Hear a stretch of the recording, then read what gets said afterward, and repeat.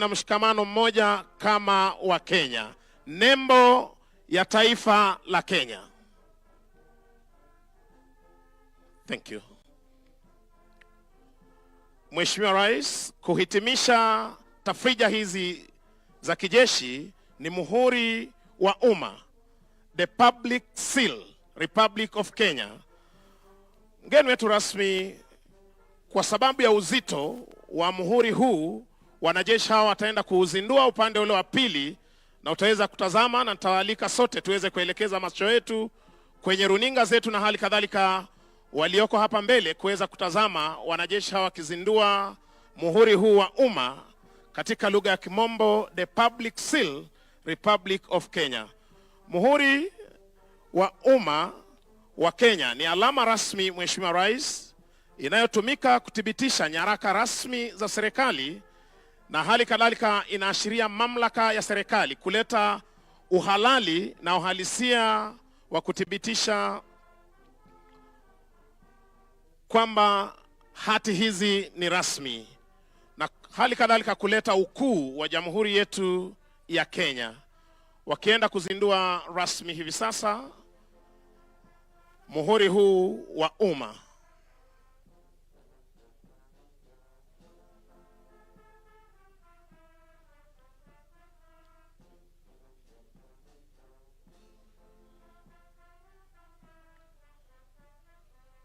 Mheshimiwa Rais, wakati wa kwanza mimi kujionea rasmi muhuri huu wa umma ni wakati ulipokuwa unapandisha mji wa Eldoret kuwa jiji, na tukaweza kuona rasmi muhuri huu wa umma.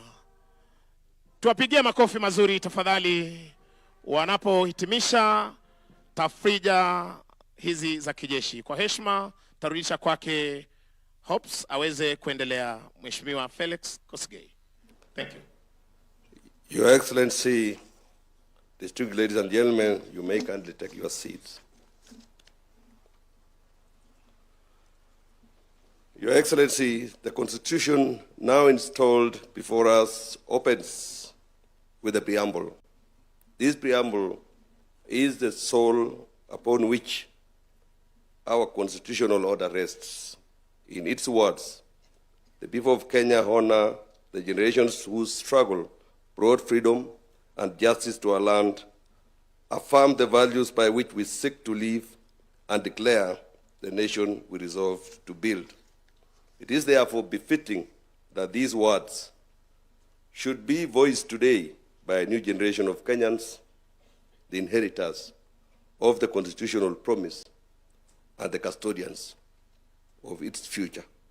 Sir, permit me now to invite the 16 pupils selected to lead us in the recital of the preamble to the Constitution.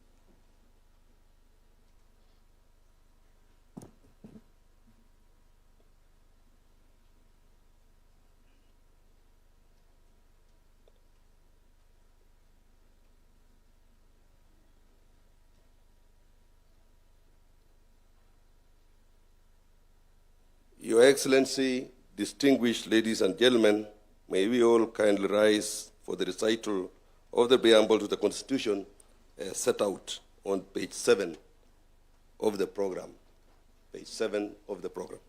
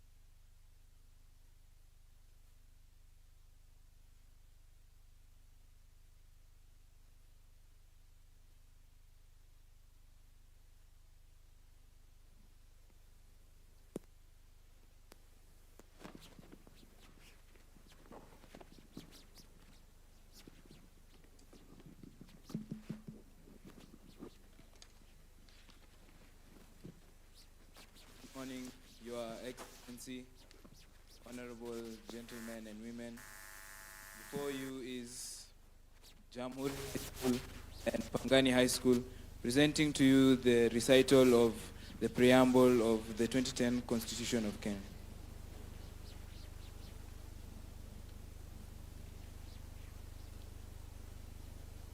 We, the people of Kenya, acknowledging the supremacy of the Almighty God of all creation, honoring those who heroically struggled to bring freedom and justice to our land, proud of our ethnic, cultural, and religious diversity, and determined to live in peace and unity as one indivisible sovereign nation, respectful of the environment, which is our heritage, and determined to sustain it for the benefit of future generations, committed to nurturing and protecting the well-being of the individual, the family, communities, and the nation. Recognizing the aspirations of all Kenyans for a government based on the essential values of human rights, equality, freedom, democracy, social justice, and the rule of law. Exercising our sovereign and inalienable right to determine the form of governance of our country, and having participated fully in the making of this constitution, having adopted, enacted, and given this constitution to ourselves and to our future generations, and having promulgated it on the 27th day of August in the year of our Lord 2010, do hereby, on this 16th anniversary of its promulgation, reaffirm our commitment to respect, uphold, and defend this constitution for the glory of Kenya. God bless Kenya.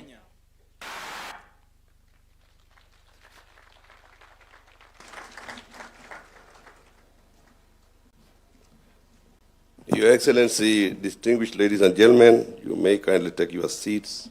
Thank you. Your Excellency, the aspirations proclaimed in the preamble are marked throughout the contours of our Constitution.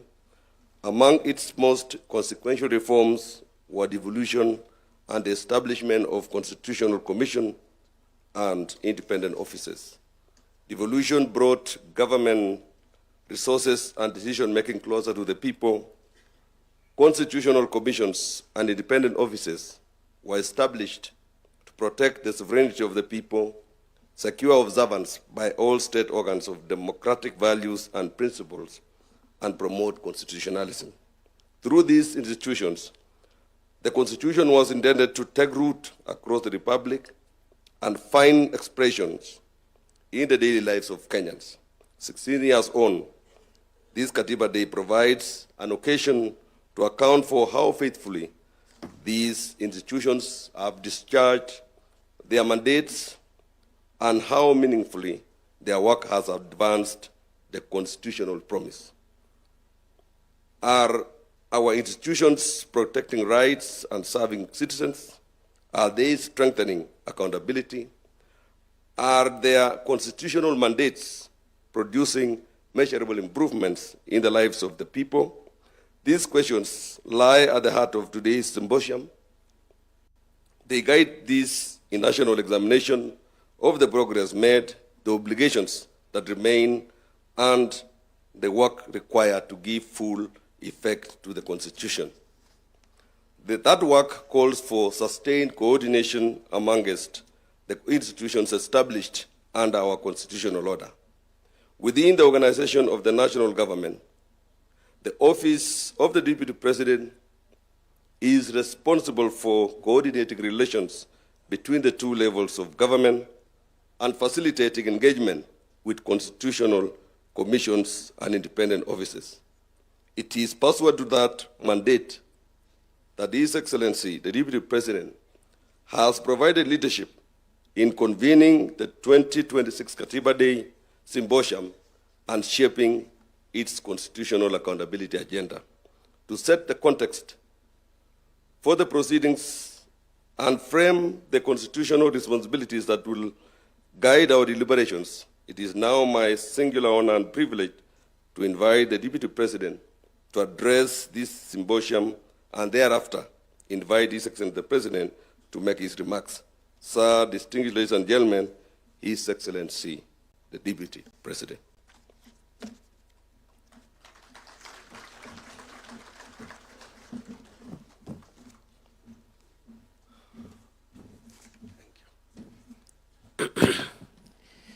Your Excellency, sir,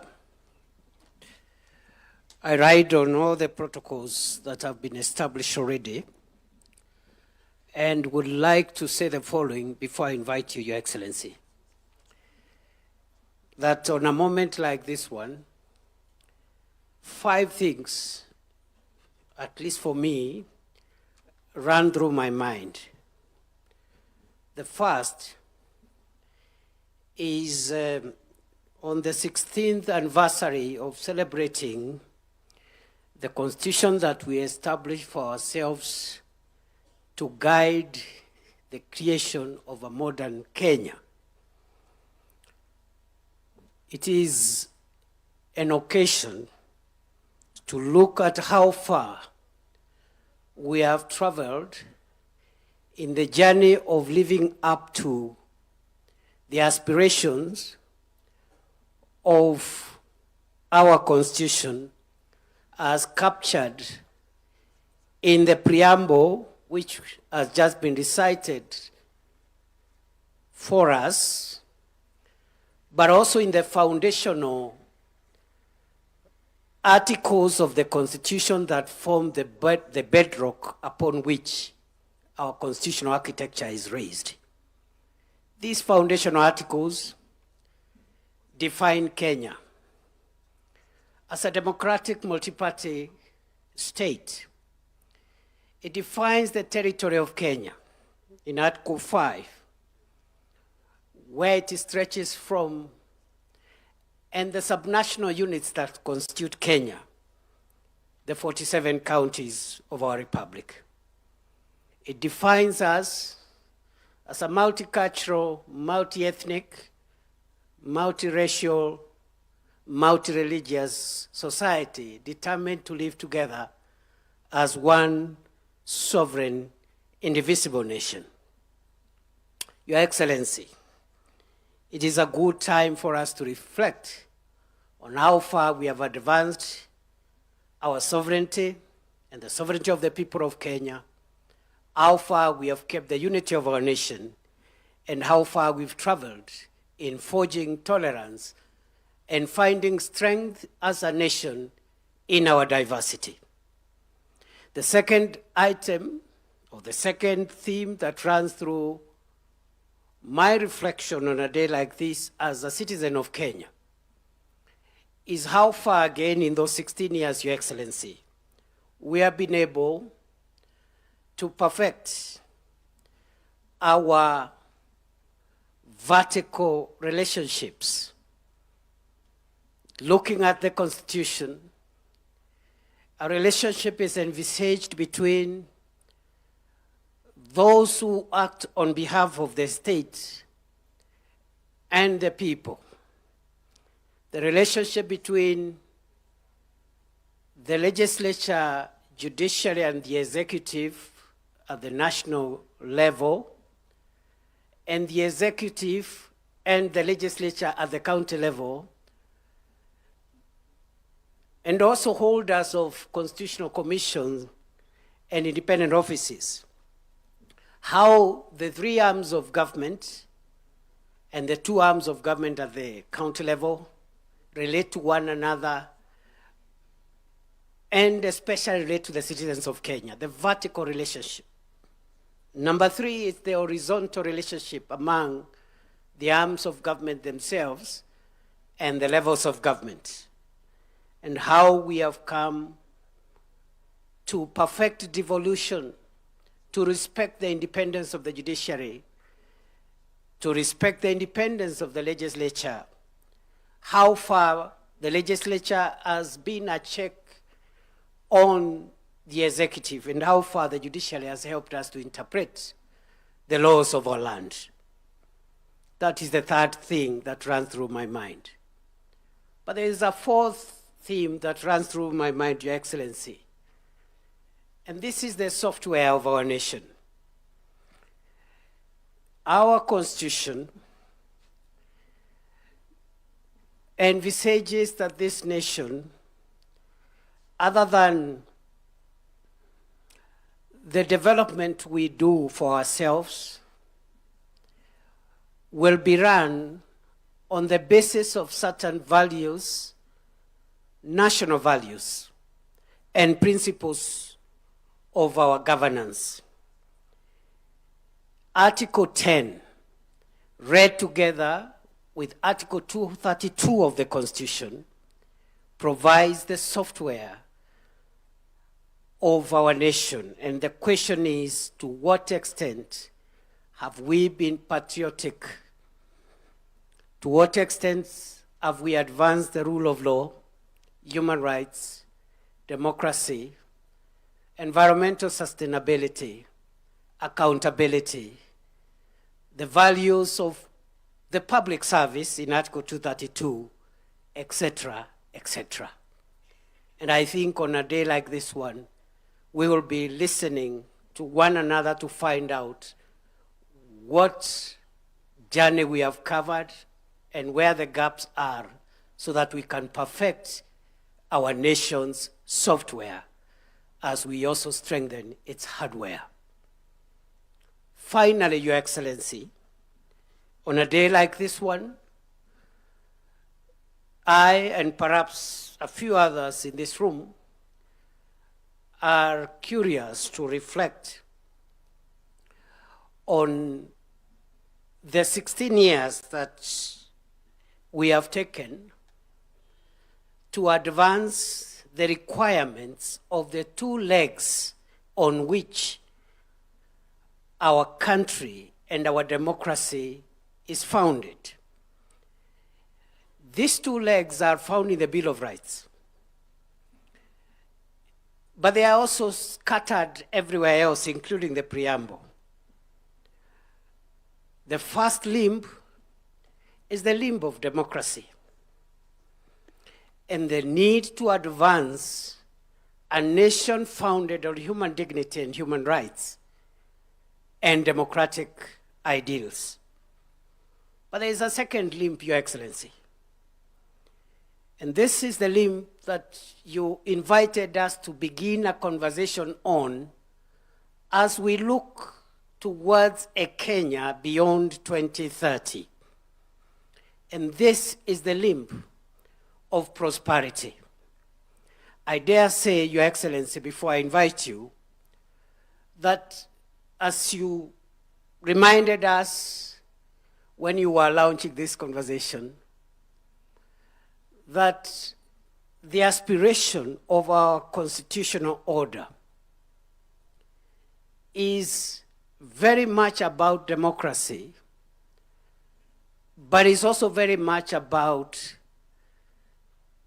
creating wealth for the citizens of Kenya, empowering the citizens, and realizing the aspects of the Bill of Rights that give dignity and empowerment to the citizen, creating a wealthy, healthy Kenya.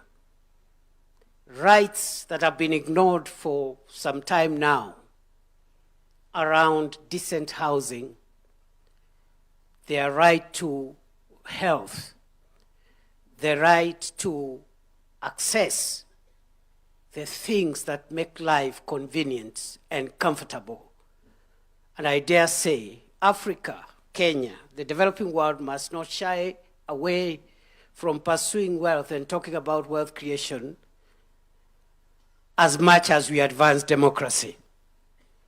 And therefore, mine, Your Excellency, is to listen to you and to the many other people that I see gathered here.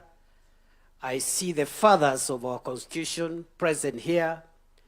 I see the children of our Constitution right here. And because we have a long morning ahead of us, and because also I see many people who are much more qualified on the matters of today's discussion than I am, I want to stop there and request that we be upstanding and invite His Excellency the President to set the tone for this meeting. Thank you very much, Mr. President. Speak to the nation.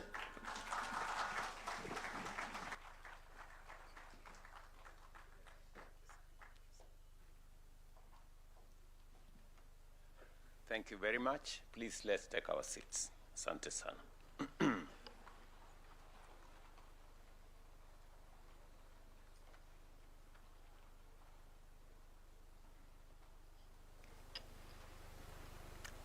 Distinguished guests, fellow citizens, ladies and gentlemen, on this day, 16 years ago, Kenya did not merely promulgate a new supreme law.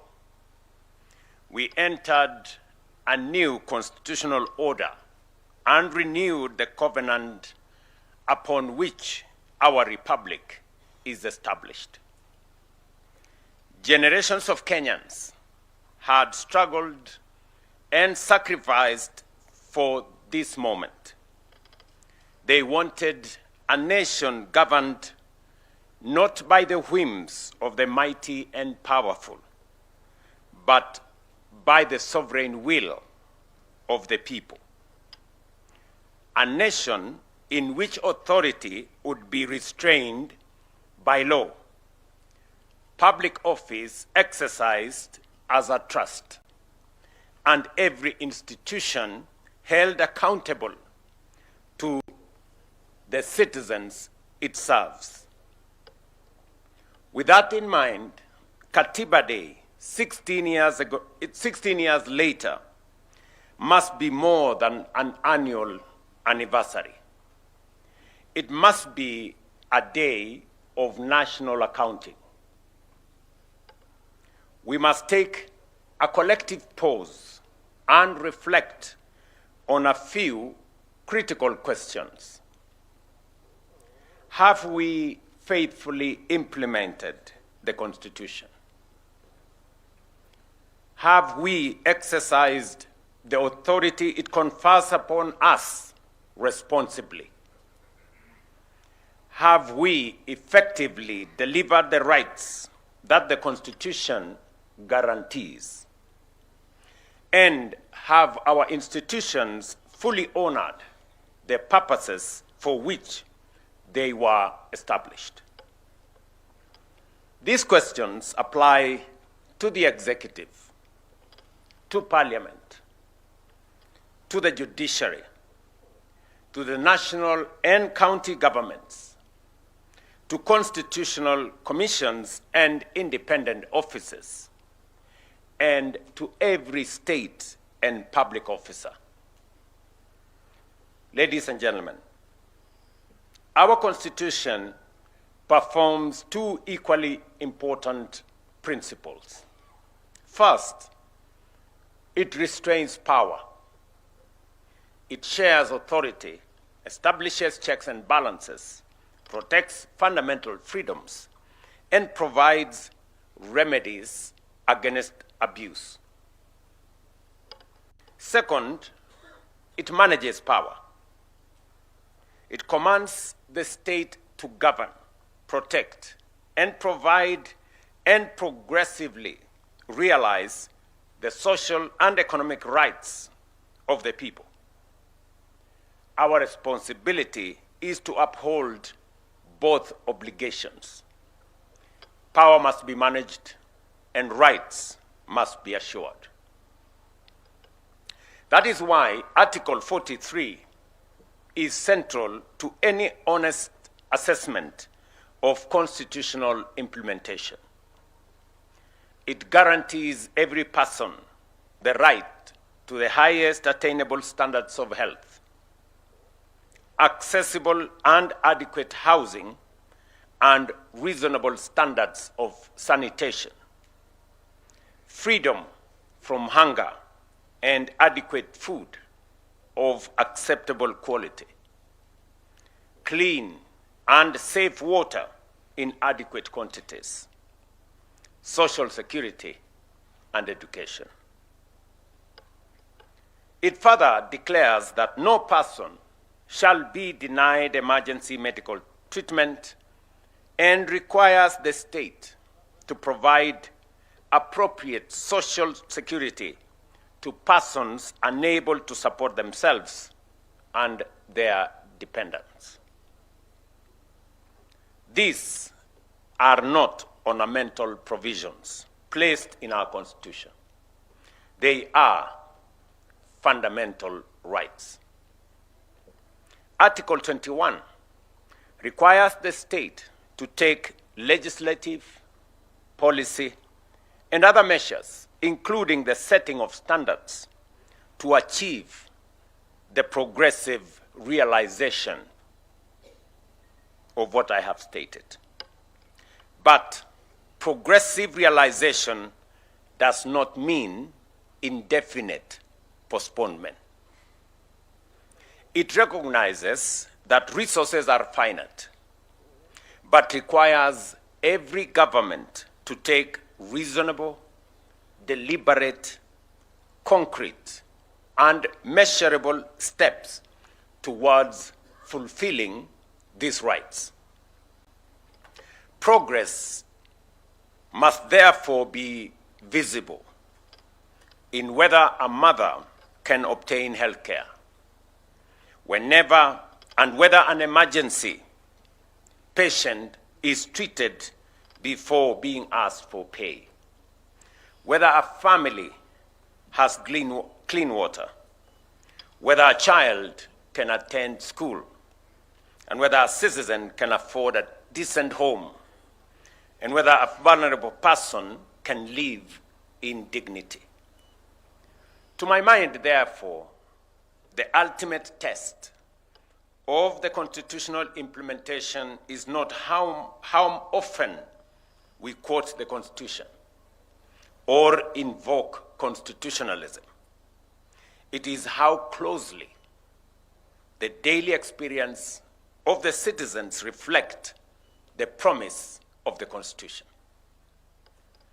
Ladies and gentlemen, when this administration sought the mandate of the people in 2022, it was not merely on the basis of campaign rhetoric or political sloganeering. We placed a concrete proposal on the delivery of Article 43 at the center of our national transformation agenda.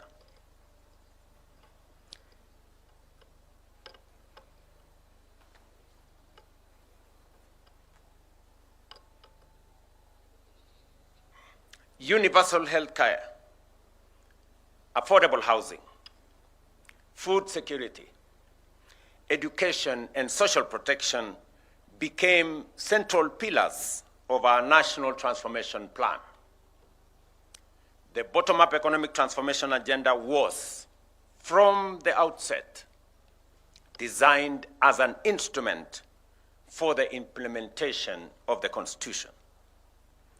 That is why, over the last 4 years, we have been translating constitutional obligations into practical benefits across healthcare, housing, education, agriculture, and devolution.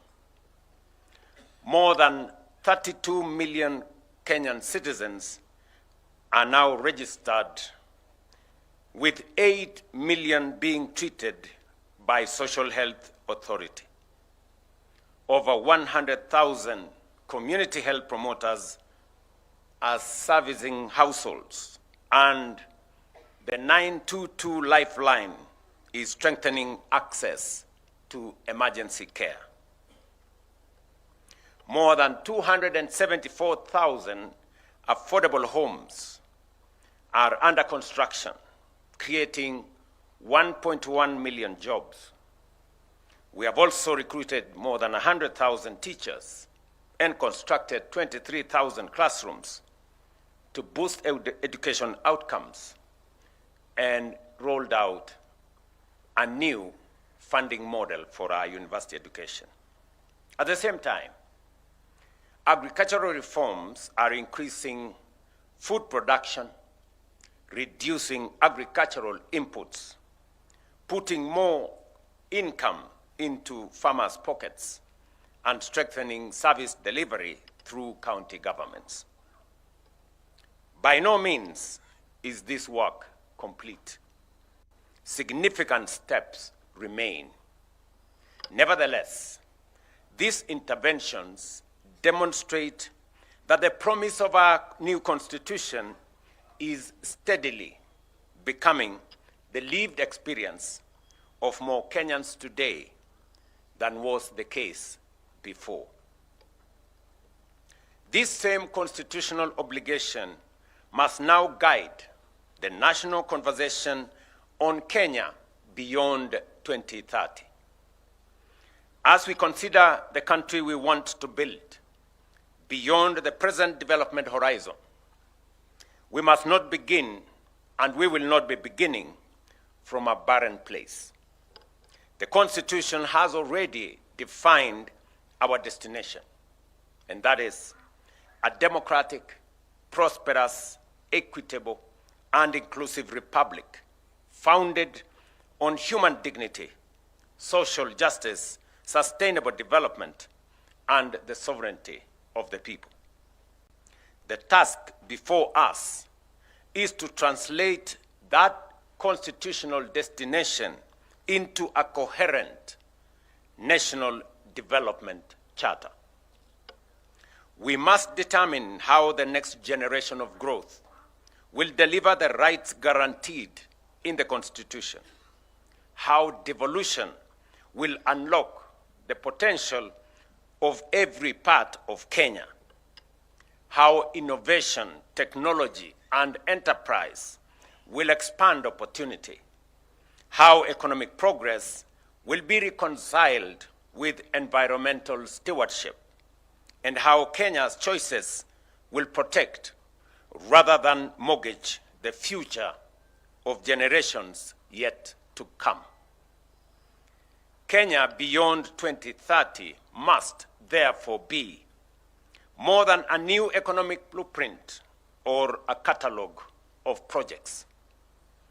It must be a compact between the state and the citizen, between the present and the future, and between our national ambition and our collective responsibility.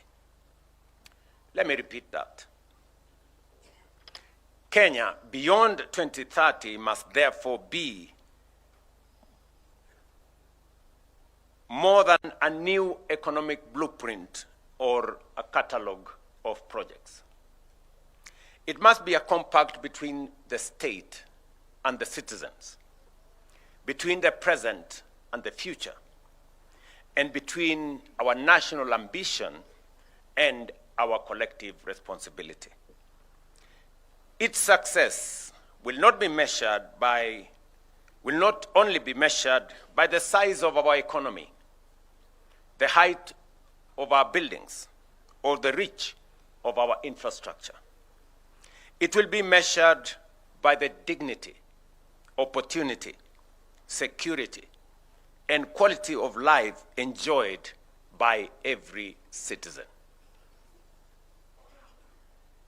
Ladies and gentlemen, this brings me and us to another consequential question of accountability in our constitutional democracy. What is the place of an electoral mandate within a constitutional order? Political parties present manifestos to the people. Citizens consider competing visions and elect a government. That mandate carries democratic legitimacy and imposes a responsibility on leaders to keep their word and deliver on their promise. The ballot gives the mandate. The Constitution establishes the boundaries. The public institutions ensure that both are respected.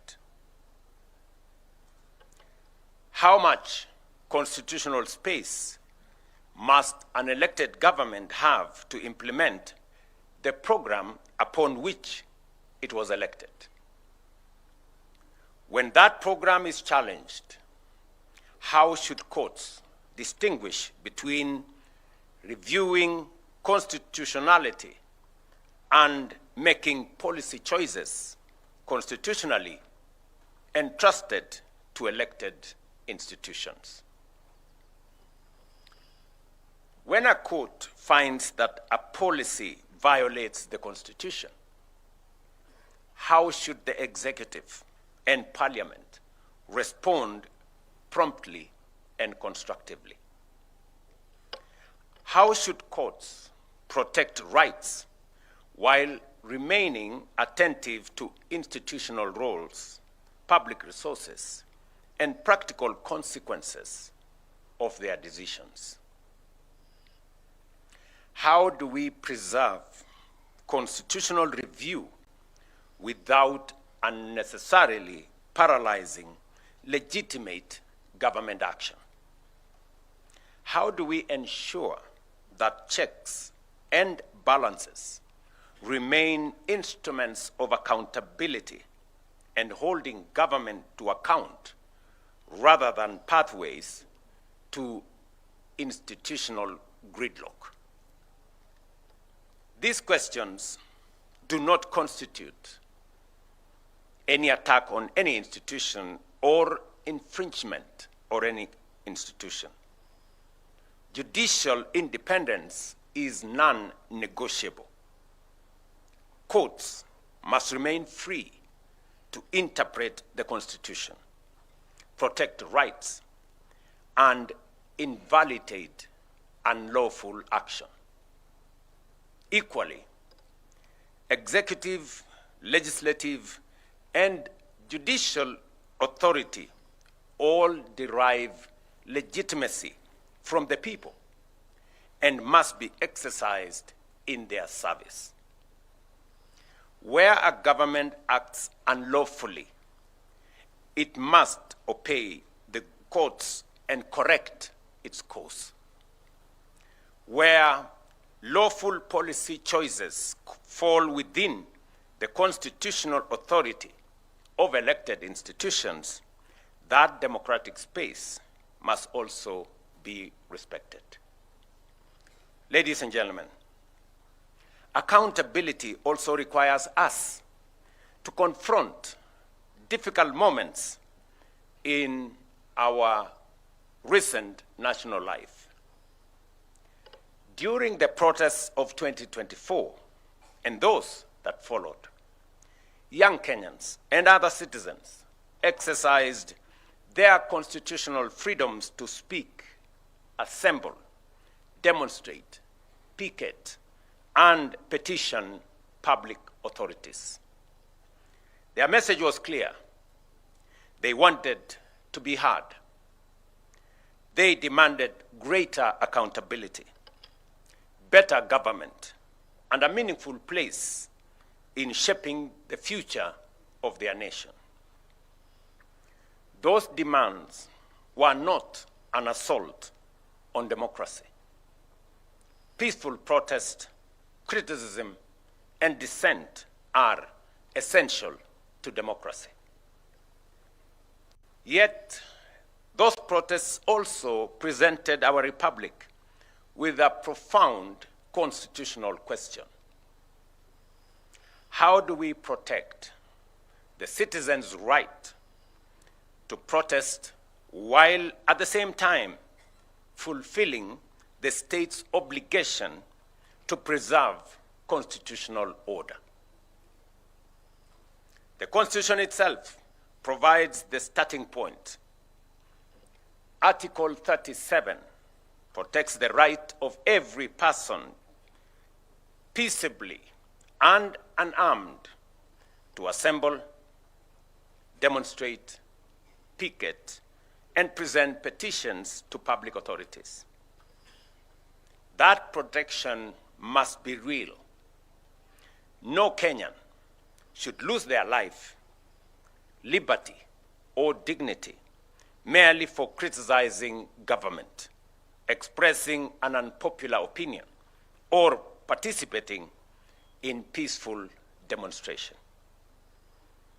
I recognize the pain that remains from the events of that period. Some families lost loved ones. Serious allegations were made concerning unlawful arrests, enforced disappearances, and the excessive use of lethal force. We cannot honor the Constitution by looking away from such allegations. Every credible allegation of a human rights violation must be investigated independently, thoroughly, and transparently. Where wrongdoing is established, those responsible must be held accountable in accordance with the law. At the same time, defending the rights of peaceful protesters does not require us to excuse crime committed under the cover of protest. The Constitution protects peaceful and unarmed assembly. It does not protect arson, looting, lawlessness, violence, intimidation, attacks on citizens, or the destruction of public and private property.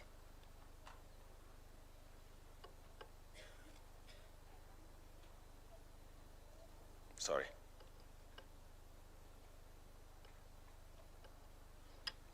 We must therefore distinguish carefully between a citizen exercising a constitutional right and an individual committing criminal offenses.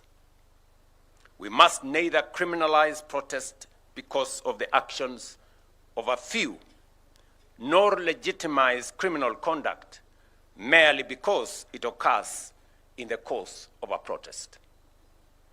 Rights and responsibilities are not enemies. Responsibility protects the conditions in which everyone's right can be enjoyed. The right to protest carries a responsibility to remain peaceful and unarmed. The duty to maintain order carries an obligation to respect life, dignity, and the law. The authority to govern carries a responsibility to listen. The authority and the freedom to disagree carries a responsibility to preserve the democratic institutions through which disagreement can be expressed and resolved.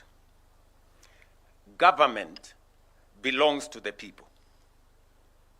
Parliament belongs to the people. The courts belong to the people. The institutions of the republic belongs to the people. They may be criticized, challenged, and required to account, but they must not be destroyed because they are the instruments through which the people govern themselves. Our national task, therefore, is not to choose between liberty and order. It is to build an order founded on liberty and to exercise liberty in a manner that preserves the constitutional order. Let me repeat that.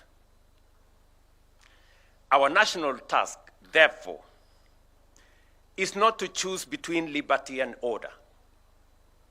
It is to build an order founded on liberty and to exercise liberty in a manner that preserves the constitutional order.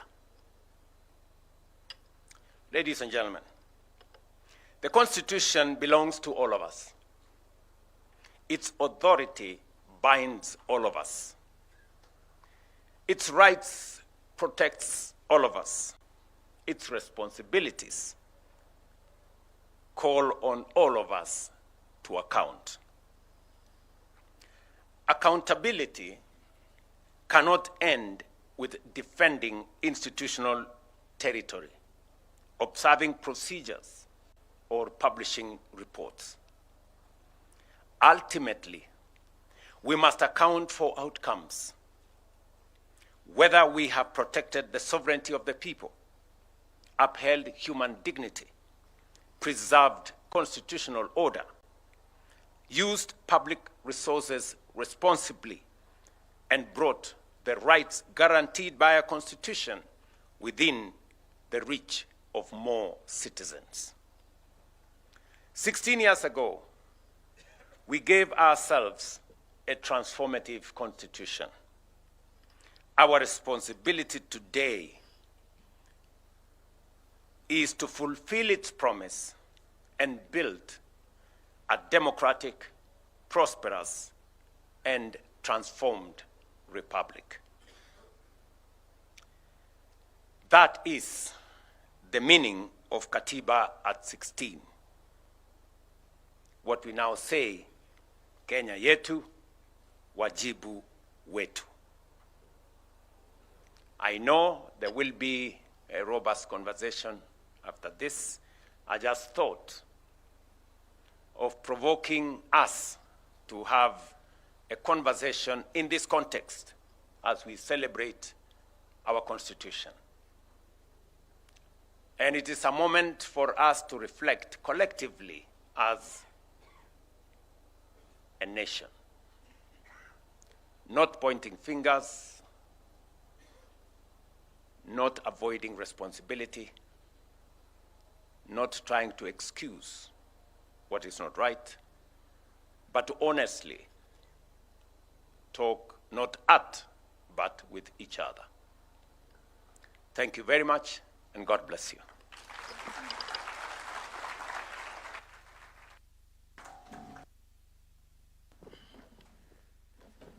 Another round of applause for His Excellency as we take our seats. Thank you, Your Excellency. As mentioned by His Excellency, we are going to have a number of discussions. Our first panel discussion is going to be on the state of accountability. And I'll request that the choir, you take your position as we now set up the stage for that discussion. It is going to be discussion basically on the state of accountability by constitutional commissions and independent offices. But while we set up the stage for that particular discussion, we'll have the All Saints Cathedral Choir together with the Presidential Escort Band that will sing a song. And this particular song is I Vow to Thee, My Country, featuring a specially newly commissioned second and third verse honoring Kenya's Katiba. And if you look up, you'll see we have 16 flags that are flying up there and behind on the backstage, which is just a reminder of the 16 years of our Katiba 2010. So the choir, together with the Presidential Escort Band, are going to give us a wonderful song, I Vow to Thee, My Country, featuring a special newly commissioned second and third verse honoring Kenya's Katiba. Choir, over to you.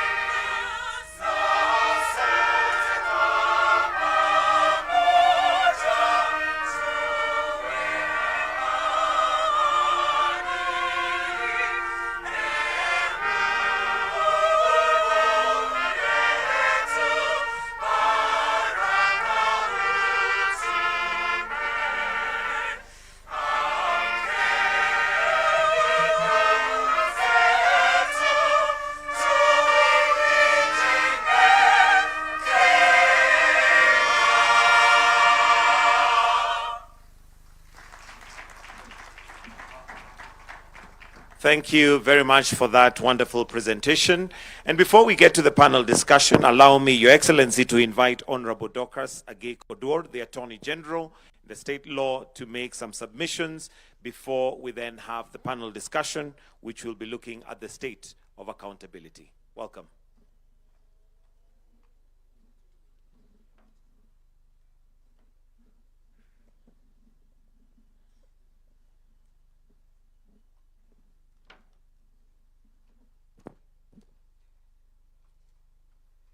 Your Excellency, the President of the Republic of Kenya, Your Excellency, the Deputy President, Your Excellency, the Prime Cabinet Secretary, the Chief Justice and the President of the Supreme Court of Kenya, the Speakers of the National Assembly and the Senate, distinguished ladies and gentlemen. It is my privilege to introduce this important conversation on the state of accountability by constitutional commissions and independent offices.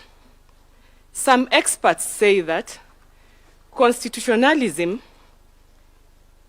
divides power among government branches, institutions, for purposes of checks and balances in a political system. As evidence of that division, Your Excellency, on behalf of the women in leadership, I wish to express our gratitude because out of the 12, Chapter 15, institutions that are the subject of today's symposium, 6 of them are led by women. And that is an example of constitutionalism. The Honorable the Chief Justice and the President of the Supreme Court is the chair of the Judicial Service Commission. Margaret Nyakango is the controller of budget. Nancy Gadungu is the Auditor General. Honorable Jaldesa Rehema is the chair of MGEC. Clarice Oganga is the chair of Kenya National Commission on Human Rights. And Mary Chebukati is the chair of the Revenue Allocation. Not forgetting the Chief Registrar of the court and myself. We found favor before God and before you, and we are grateful for having been given that opportunity to assist you in nurturing constitutionalism in this country. We have been supported by all branches of government. As we commemorate 16 years of our Constitution, we are invited to do more than celebrate the existence of the constitutional order that we created in 2010. We are called to examine whether our institutions are living up to the expectations of the Katiba and ultimately to the expectations of the Kenyan people. It is in this sense that the theme of today's symposium, Katiba at 16, Kenya yetu, wajibu wetu, tuwajibike, is particularly appropriate. Our Constitution is ours. Our institutions are ours. And the responsibility for making the Constitution work is equally ours. The great constitutional transformation of 2010 was not simply the redistribution of the institutional functions. It was the redefinition of the relationship between power and responsibility. It deliberately created institutions with distinct mandates, checks and balances, safeguards for independence and clear responsibilities to the people. In particular, constitutional commissions and independent offices occupy a very important place in that architecture. They exist to protect the sovereignty of the people, secure observance by state organs of democratic values and principles, and to promote constitutionalism. Their independence is therefore not incidental. It is fundamental. But there is an important distinction we must continue to appreciate. Our institutions are independent, but they are not isolated.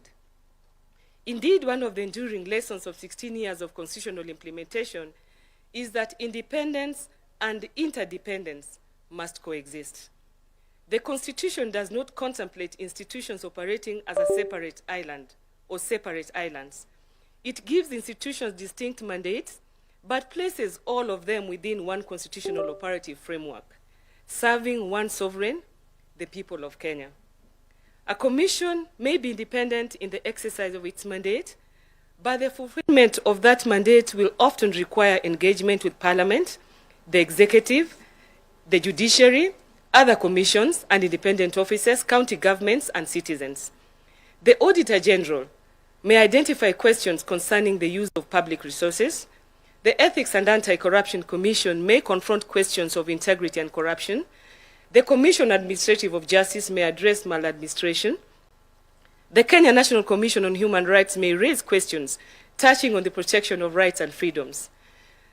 The Salaries and Remuneration Commission has its own constitutional responsibilities within the management of public resources. In fact, sometimes Kenyans wonder that if all these things are well spelled in the Constitution, how come some institutions are still going to the judiciary to interpret their mandate? How come some independent officers and constitutional commissions still think that their powers are not properly being exercised when the Constitution has given them the power and the legislations that create them give them the operative atmosphere? These mandates are distinct, but the constitutional objectives they serve are interconnected. The challenge, therefore, is not to weaken institutional independence in the name of cooperation. Neither should we use independence as a reason for institutional isolation. We must always endeavor to build a culture in which institutions are sufficiently independent to dispense and discharge their mandates fearlessly, while being sufficiently interconnected to make the constitutional system work effectively. That requires mutual respect. It requires consultation. It requires information sharing where the law permits. It requires coordination action where mandates intersect. And importantly, it requires each institution to recognize that constitutional effectiveness measures constitutional visibility.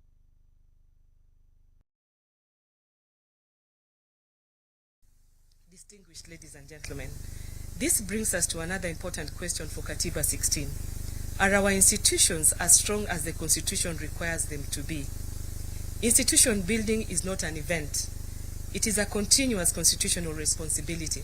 16 years after promulgation, we must continue to strengthen the institutions entrusted with safeguarding our democracy. That includes strengthening their legal frameworks. It means ensuring they have the institutional capacity, professional competence, and resources necessary to discharge their mandates. It means safeguarding their independence. It also means strengthening their internal systems of governance, accountability, transparency, and performance. Strong institutions are not simply institutions that possess power. Strong institutions are institutions that exercise their power lawfully, consistently, fairly, and effectively. They must be capable of resisting improper pressure, but they must equally be capable of accepting legitimate scrutiny. They must demand accountability from others while demonstrating accountability. Because independence without accountability can undermine public confidence, just as surely as interference can undermine institutional independence. As we reflect on 16 years of implementation, the deeper question is accountability for constitutional purpose. We should therefore be willing to ask ourselves difficult questions, and I want to add on to the questions that His Excellency the President added. Are our constitutional commissions and independent offices fulfilling the purposes for which they were created? Are they accessible to ordinary citizens? Are they sufficiently responsive? Are their recommendations and decisions translated into meaningful action? Do our institutions collaborate effectively when mandates intersect? Are there legal, financial, or administrative weaknesses that are preventing some institutions from fully performing their constitutional functions? Most importantly, can the ordinary Kenyan see the difference that the Constitution has made in his or her life? These are difficult questions, but a mature constitutional democracy must be willing to ask difficult questions of itself. Just like at the beginning, the provost gave us an example of the donkey dung and the difficulty of taking care of it and the shame of acknowledging that is there and dealing with it. And I think that is a reflection, or we can juxtapose the questions that we are asking today to that. Because constitutionalism must ultimately be felt. It must be felt by a citizen who seeks accountability for the misuse of public resources. It must be felt by a Kenyan who encounters maladministration. It must be felt by a person whose rights have been violated, and it must be felt by communities seeking fairness, equality, and justice. It must be felt in the integrity of a public service and in the responsible management of public resources. If the Constitution remains impressive on paper but does not translate into the lived experience of citizens, then our constitutional project remains incomplete. At 16, therefore, perhaps the most useful question is no longer simply whether the architecture created in 2010 was sound. The question is whether we are making the architecture work. The Constitution is only as strong as the institutions that implement it, and those institutions are only as strong as the trust they command from the people. The relationship between our institution must therefore never be reduced to competition over mandate or territory. There will naturally be points of tension within our constitutional democracy. Indeed, institutional checks and balances sometimes require tension. But constitutional tension should be productive and not destructive. Our institutions may disagree. They may scrutinize one another. They may challenge each other's decisions through constitutionally established processes, but they must always remain anchored in the recognition that they are components of the same constitutional republic. Independent, yes, but interdependent. Different mandates, but one constitutional mission. Different institution, but one people, and ultimately one constitution. As Attorney General, I approach this conversation conscious of the distinctive place of the Office of the Attorney General within our constitutional architecture. My role includes advising the government, defending the public interest, supporting the rule of law, and contributing to the continual strengthening of Kenya's legal and institutional framework. That responsibility demands that we protect the space necessary for constitutional institutions to perform their mandates, while also encouraging cooperation, accountability, and fidelity to the Constitution across government. It requires us to recognize a principle that is fundamental to the 2010 Constitution. No institution is above the Constitution, but no constitutional institution should be subjected to the improper control of another. This is the principle of constitutional comity.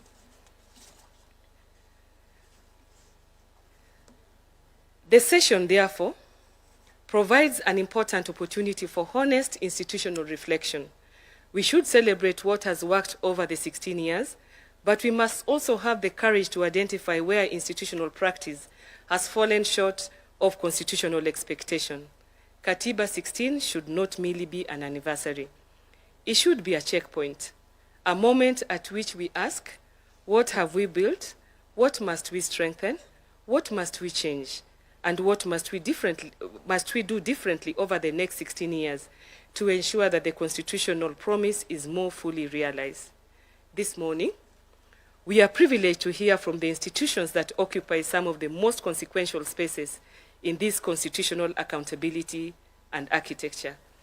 And as the Office of the Attorney General, I want to confirm that we have gotten the greatest cooperation and coordination with all the branches of government, all the independent offices, and all the constitutional offices under Chapter 15.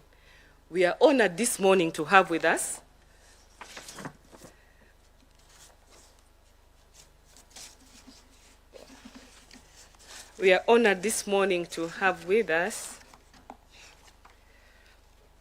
the Auditor General, Nancy Gadungu,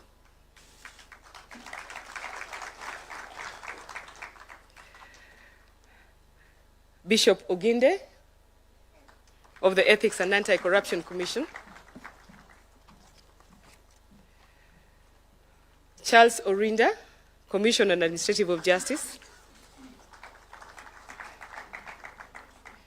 Clarissa Woro Ganga of the Kenya National Commission on Human Rights, Sami Chepkoin, Salaries and Remuneration Commission,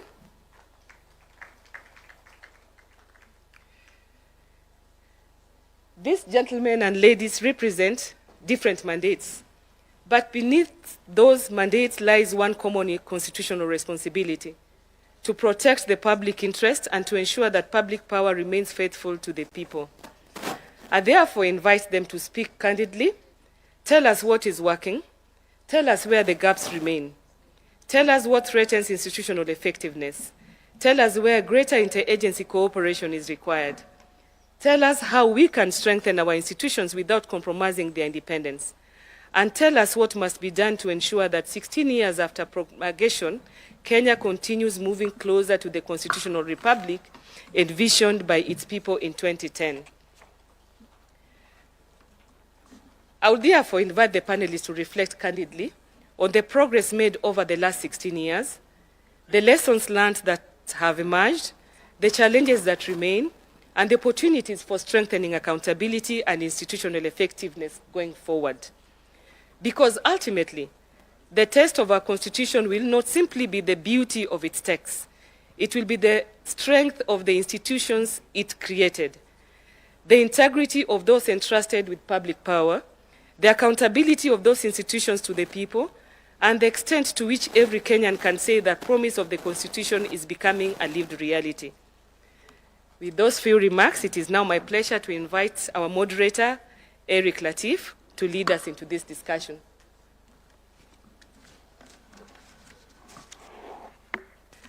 Thank you, and may God bless us all. Thank you.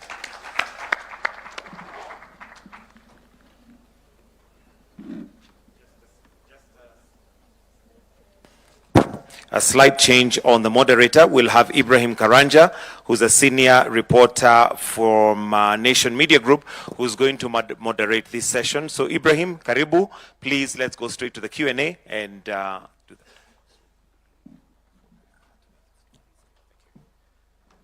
Thank you very much, Your Excellency, the President of the Republic of Kenya, Your Excellency, the Deputy President. Allow me to ride on the protocol that has already been established. And in this particular session, ladies and gentlemen, we're going to honestly have a conversation about your role, the role of constitutional commissions and independent officers, not only limited to the 5 that are represented here, but all the commissions and independent officers in the country. The President has invited us to reflect about questions, important questions, pertinent questions, and so has the Attorney General. And just to set this, ladies and gentlemen, thank you very much. When you hear about where we are as a country, when, as the Auditor General, year on year, you keep pointing out to the same audit issues from institutions, when, as the EACC, the concern about Kenya, or the concern from Kenyans remain about corruption, when, from the Commission on Administrative Justice, when the concern is about access to information from Kenyans, when your own report states that 72% of complaints that have been raised by Kenyans from the year 2025 is not addressed, when we hear from the Kenya National Commission on Human Rights and talk about a section of Kenyans feeling that the rule of law, constitutionalism, is not being met, and when we go beyond these institutions that are here and speak about things that have come to the public fore, even in recent days, such as, Your Excellency, the issue about employment of teachers and serious allegations that have been made in public, then this Constitutional Commission and independent officers that are here have got questions to answer, not to softly talk about issues, but honestly reflect about where we are as a country. Let me start with what you all say in your annual reports. There's one thing that will always come out: we have budgetary constraints. Most of the times, we do not have timely disbursement of monies. And the question to all of you, and I will start with you, Auditor General, is when the person in charge of money flow to your institution is a person you are required to hold to account, then does that affect independence? Thank you very much. Your Excellency, distinguished ladies and gentlemen, a very good morning to you. To answer that question, or series of questions, Moderator, it is important first to put into context the role and responsibilities of the Constitutional Commissions, which have been articulated very well by His Excellency the President and the Honorable the Attorney General.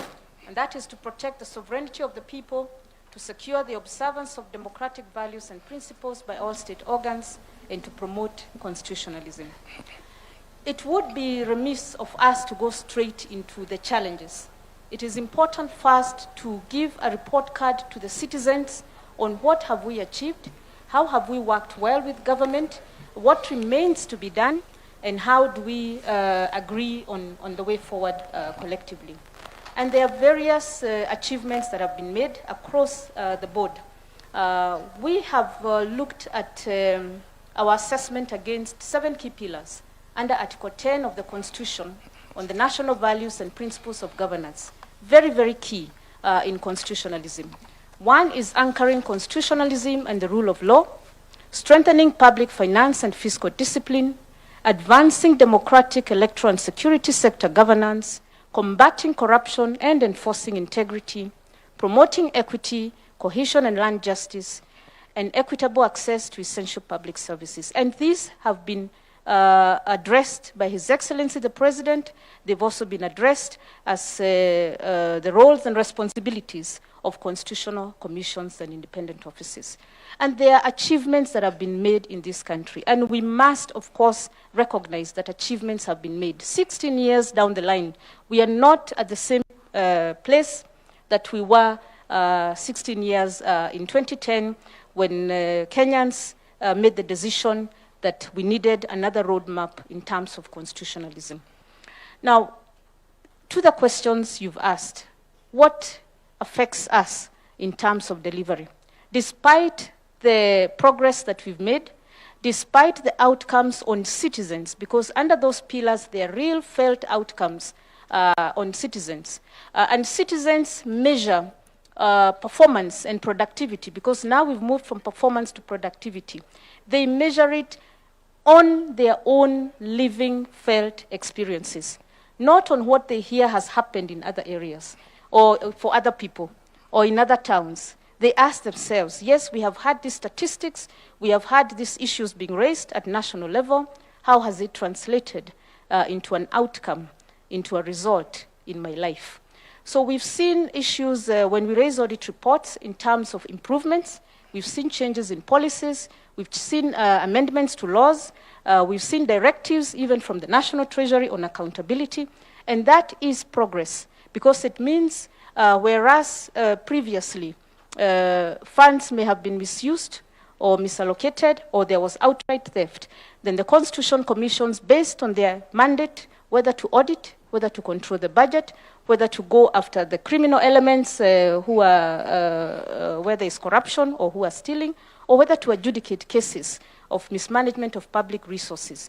We have seen results. You have seen results. Nancy, my question to you is, when the person controlling the purse is a person you are required or have mandate over constitutionally, leave alone the allocation of monies by Parliament, there is the disbursement of funds which you keep citing in your reports is delayed. When this happens, how does it affect your independence? Indeed, that is one of the key issues that constitutional commissions are facing, lack of adequate resourcing. But for the Auditor General, the Constitution says that Parliament has the responsibility to allocate adequate funds for all constitutional commissions and independent offices under Article 249. But that's not always the case. And of course, we are alive to the fact that we are still growing as an economy, that we cannot always get the resources that we need, that cash flow is affected by revenue collections, and this affects entities across the board. All right. But we must ask ourselves, which entities need to actually do the work on the ground so that they provide the advice on how we can grow? have economic growth, economic empowerment, and ensure that cash flows are predictable and the targets are met. Thank That you. is the Constitution Commission's. Bishop Oginde, and thank you, Nancy, because you're also speaking as the chairperson of the caucus of chairpersons of independent officers and holders of independent officers and constitution commissions. Bishop Oginde, the issue of corruption continues to frustrate many Kenyans. You give us reports every year that we've done so much. We have recovered this much asset. However, we are still talking about corruption. We are still seeing the Auditor General flag what are corrupt activities from various entities. What exactly needs to be done to finally, 16 years down the line, slay this dragon of corruption? Thank you very much. The Constitution provides different various safeguards against the use of public resources.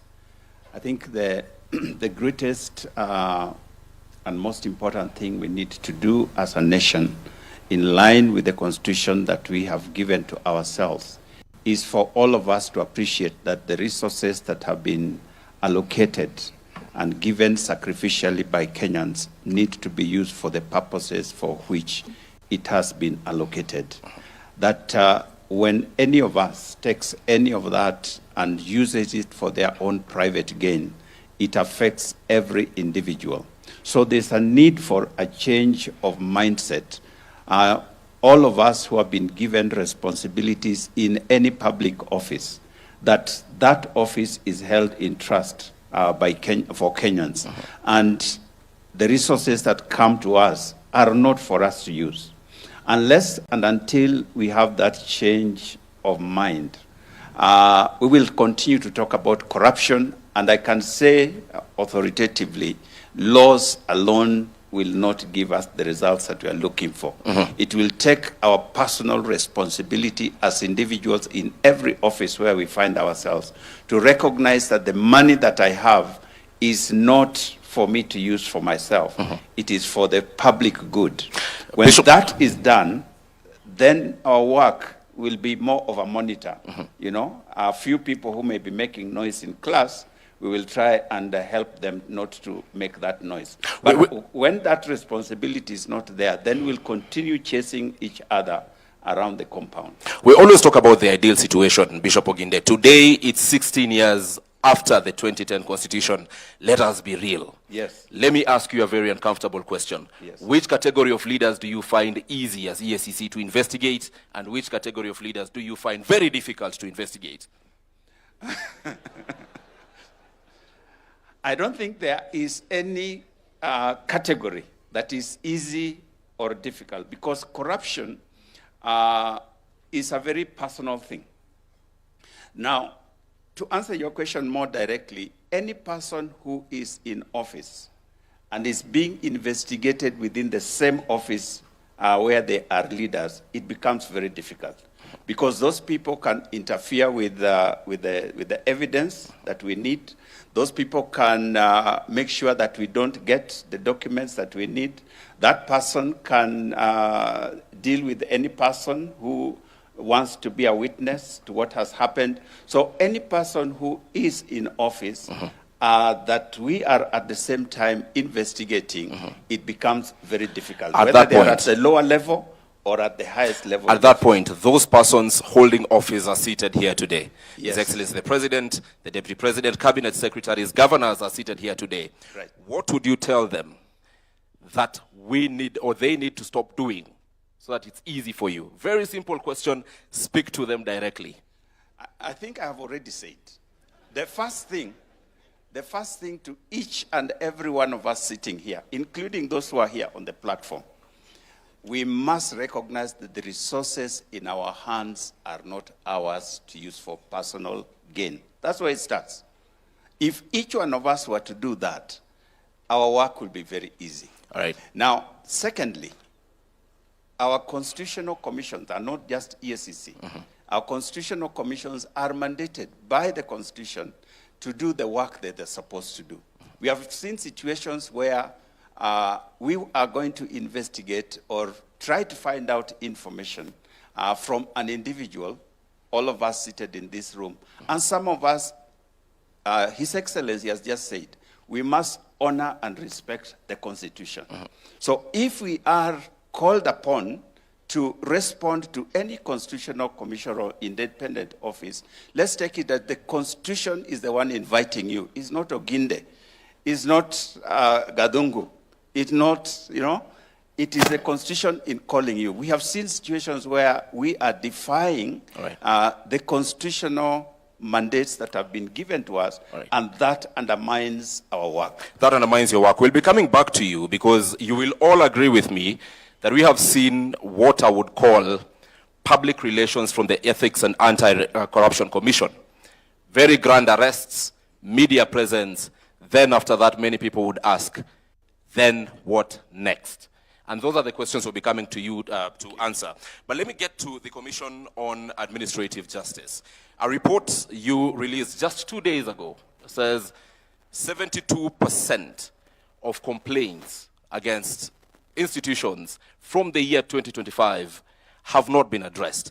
If I get to the specific numbers, 630 complaints from 2025, then we talk about, rather 813 complaints, 228 only have been solved, and 579 are pending. What does this mean?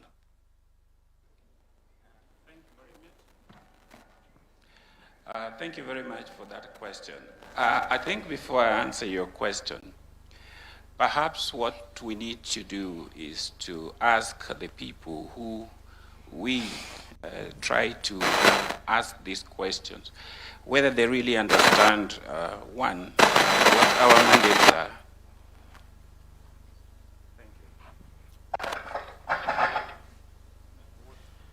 We will change the mic for you.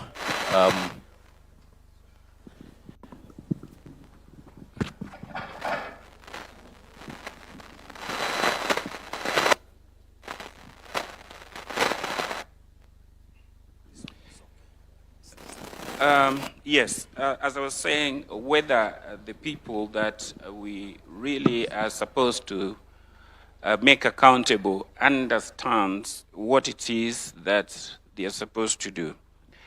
A simple question like that is that, do the people sitting in front of us here understand Article 73 of the Constitution, which talks about public trust? Here is it.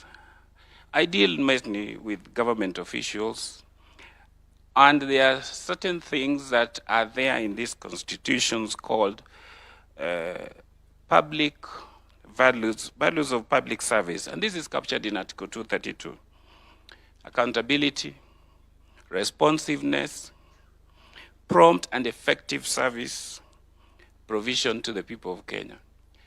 When we write to ask for this information, they will tell you that we are paper pushers.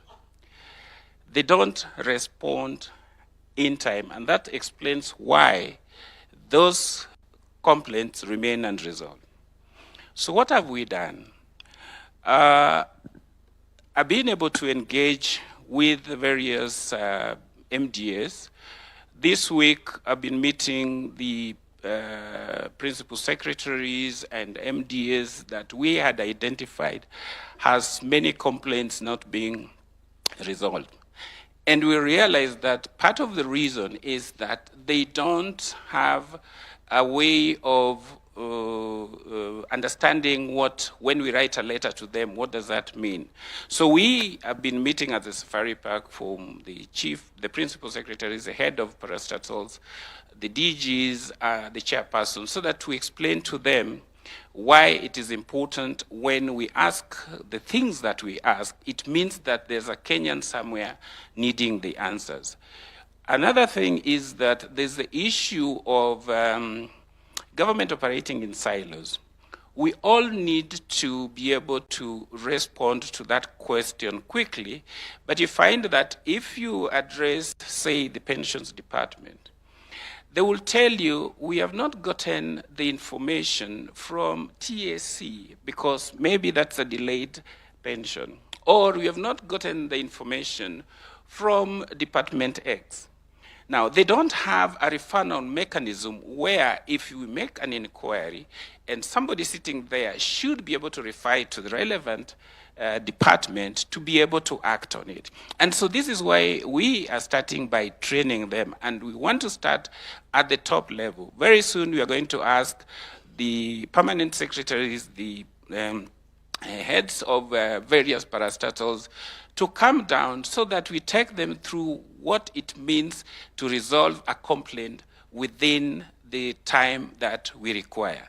Secondly, we also want to have a coordinating mechanism where if the question is cross-cutting, for example, most of the time you'll get the issue of resources.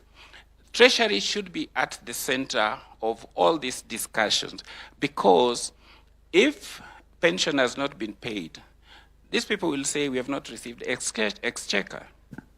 If National Land Commission has acquired land, they will tell you that the money has not been given to, say, Ministry of Roads to pay. And that person, that Kenyan, has come to us to complain that his land was acquired when we were building Thika Road. How many years was Thika Road built? More than 10 years ago. But you find that there is that problem that the ministry and the treasury and the authority are not speaking together. Let's speak to what the issue actually is. Again, lots of ideal situation, but the reality today. 579 complaints brought to your office for the year 2025 have not been addressed. Your mandate surely cannot just end at communicating to the respective entities. What happens to these 579 cases today? We are almost starting September of 2026. By end of this year, more complaints will be coming to you. So actionable things done or that you can do beyond telling this crowd what the ideal situation ought to be. Well, as I said, we have decided to engage the people concerned to tell them that this is what you need to do when you receive the the matter. Some of the things are actually just bureaucratic red tapes, which we need to cut down. So what we want is that a person resolving the complaint should be sitting in those ministries and be reporting. All right. Yeah. All right. Let's move to another issue that still touches on you: an increase in requests for access to information. 2016, 2017, 32 requests. 2025, 2026, 654 requests. What does this speak to? What does it say of the institutions that are mandated to serve? Well, the request for information is a new area which is growing, and we like it because it enhances public accountability. Unfortunately, people still, again, don't understand that when you request the information, you should not come to CAJ as the first point of call. You're supposed to send your request to that information, to the person holding the information. You're supposed to wait for 21 days. CAJ's jurisdiction kicks in after 21 days if you have not received the response. Now, when that happens, you now come to us and say, we requested this information and it's not been provided. And we will look at the information that you request. But first of all, not every information can be given. And so we'll look at it according to the law and see whether it falls under Section 6 of the Act, which are exempted. If it is information that should be given, then we will ask the institution why they're not giving that information, and that they should be able to provide that information. All right. Yes. Clarisse, where are we 16 years later in terms of human rights and the rule of law? Let's speak to human rights. Let's speak about the very basic right to life. Thank you. Thank you very much for that question. Allow me to, first of all, just speak to one of the biggest achievements of the 2010 Constitution, and to say that the issue of human rights has been the biggest beneficiary of the 2010 Constitution. Why do I say that? I say that because the language, you'll find that the language that has now been adopted. If you look at issues governance, issues development, human rights has become part and parcel of the language that we are using in Kenya. You'll also find that issues human rights are no longer just an issue for human rights lawyers and for human rights activists. It's an issue that cuts across. And I'll just take you as an example.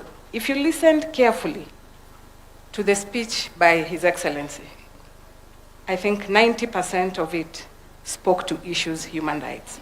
And that has been the transformation of the new constitution. If there's any language that Kenyans now understand fully, is the issue of human rights. Everything is viewed from the lens of human rights. So we must give it to the 2010 Constitution that it has transformed even the relationship between citizens and the state, where now the state is required to look at everything that they do from a human rights perspective. Now, on to your question about the issues around right to life.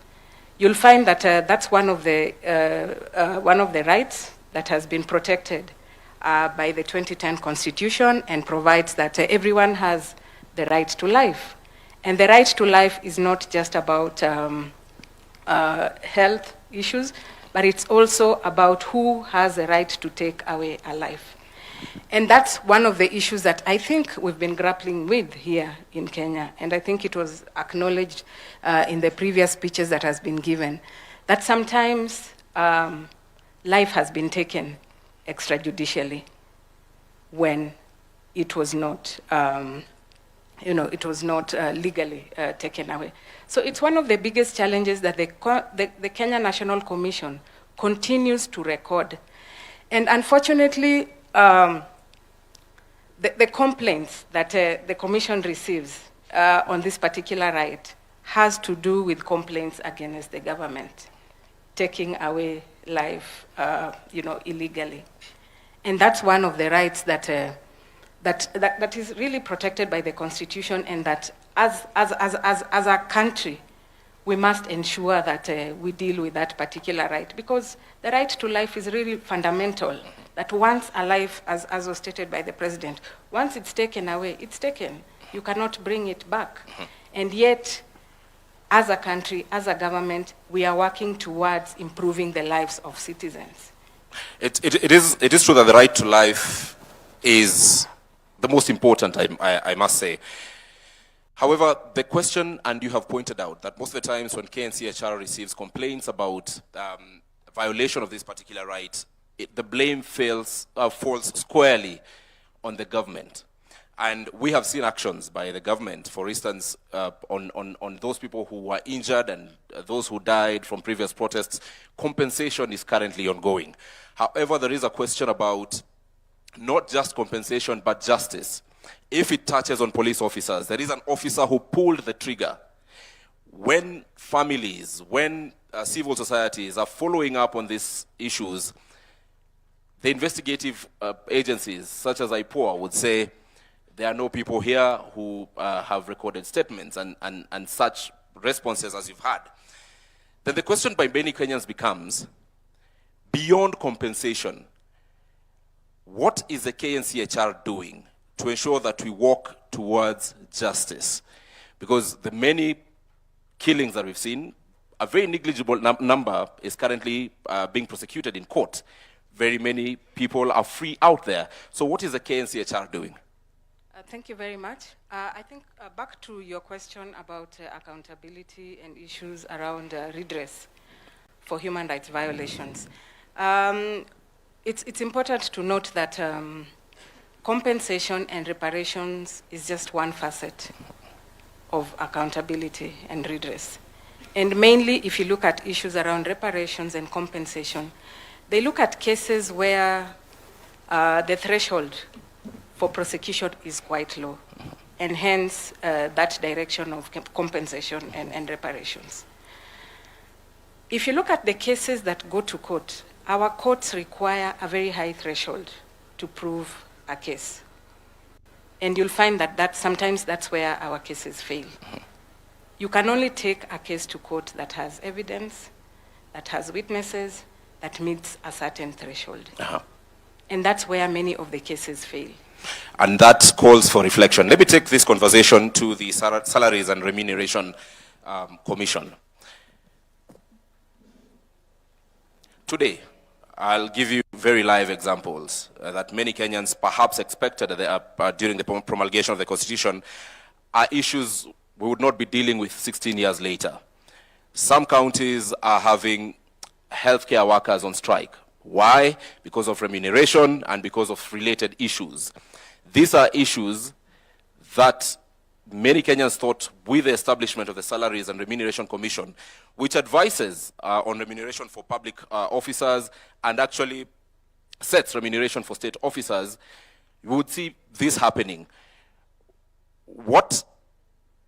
Where is the gap between the governments, be it the national government or the 47 county governments, in terms of implementing what you as SRC is recommending in terms of salaries, so that we do not see the very many industrial actions that we are seeing in the country?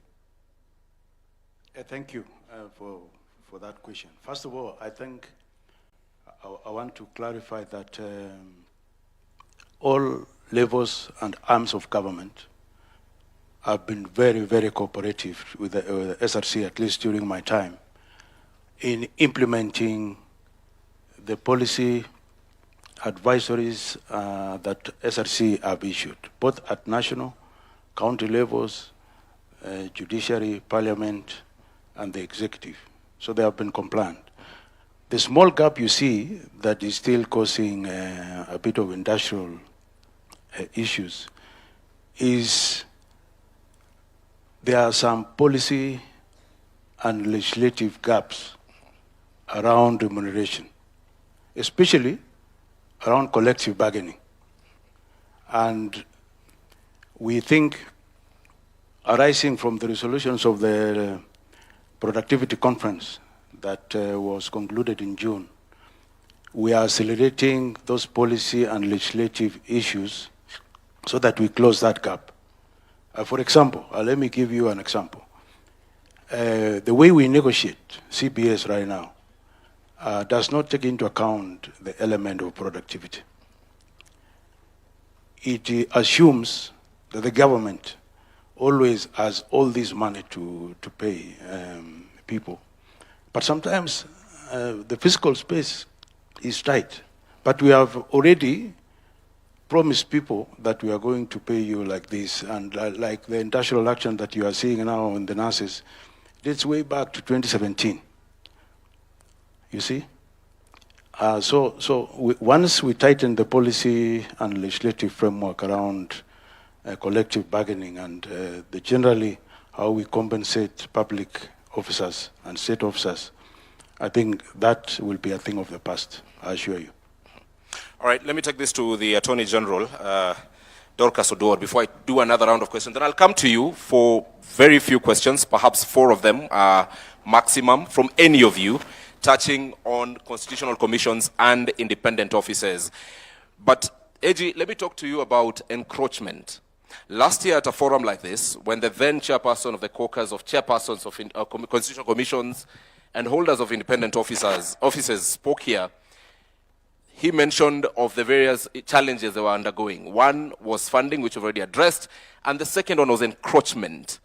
This encroachment, most of the times, comes from the other arms of government, and particularly the executive.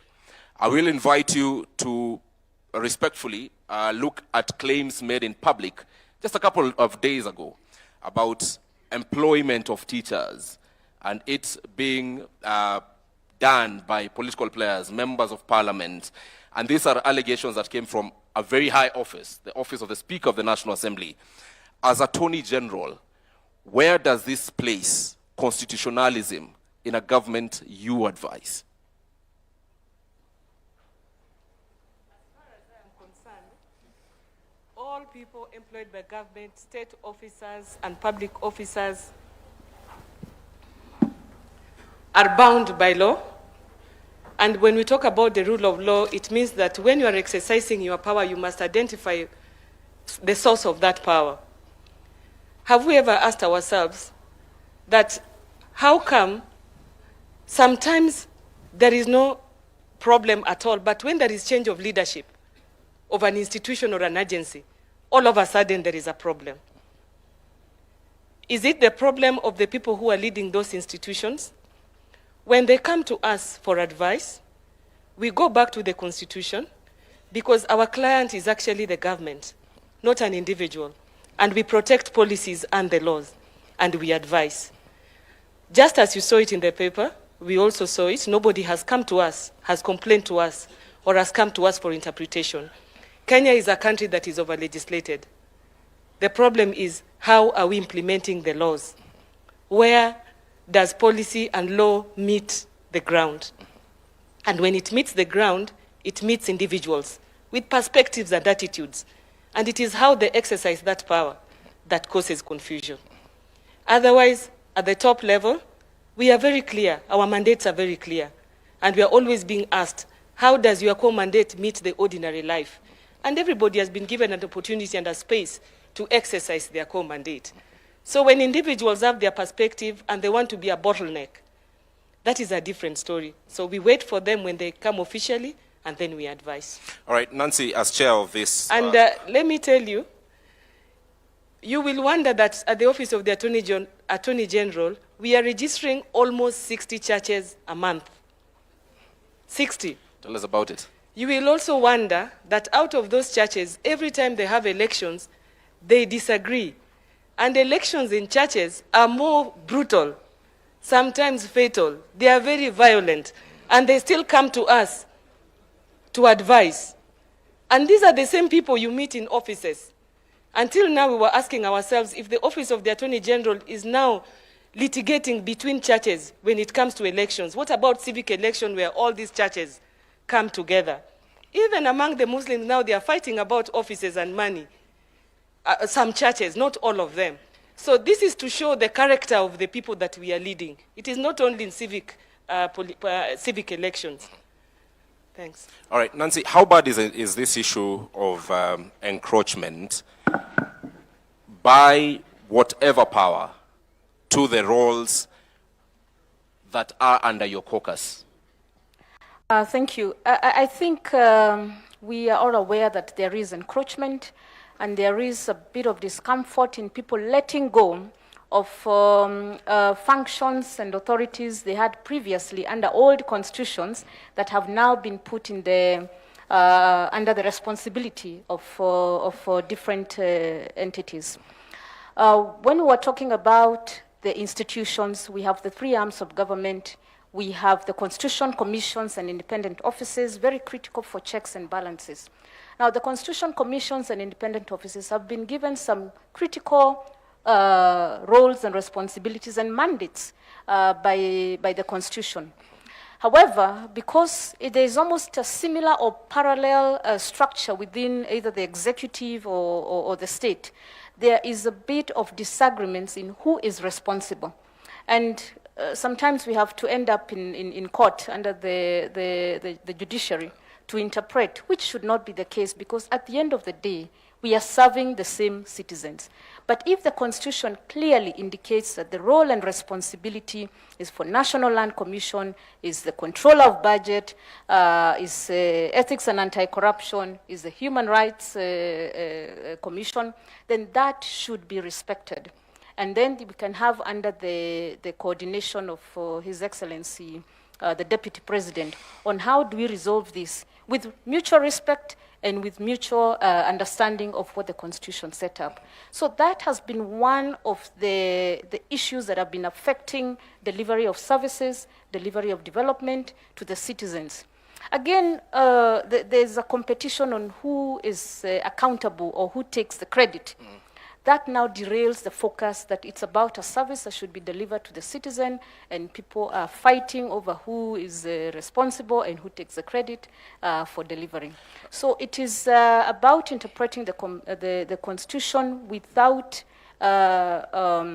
personal initiatives or responsibilities, or trying to, we call it one-man upship. Yes. It's about us working together. And where there has been that mediation or meetings between constitution commissions and maybe State Department's leadership, under, if not the Deputy President, sometimes under His Excellency the President, then we have seen some change and some breakthrough in delivering to the citizens. Tell us how glaring this, I'll list for you what I think are forms of encroachment, and tell me how glaring they are for the constitutional commissions and independent officers. There is the point where the executive would expressly tell a commission what decision to make, all right? Then there are other forms which I list as encroachment, either through appointments, political appointments, funding, legislation, administrative directives, public attacks. We've seen constitutional commissions at times being subjected to public attacks by those who have the platform. Delayed implementation of recommendations or institutional restructuring. All of you, or at least most of you, have had your recommendations on various issues and some delayed.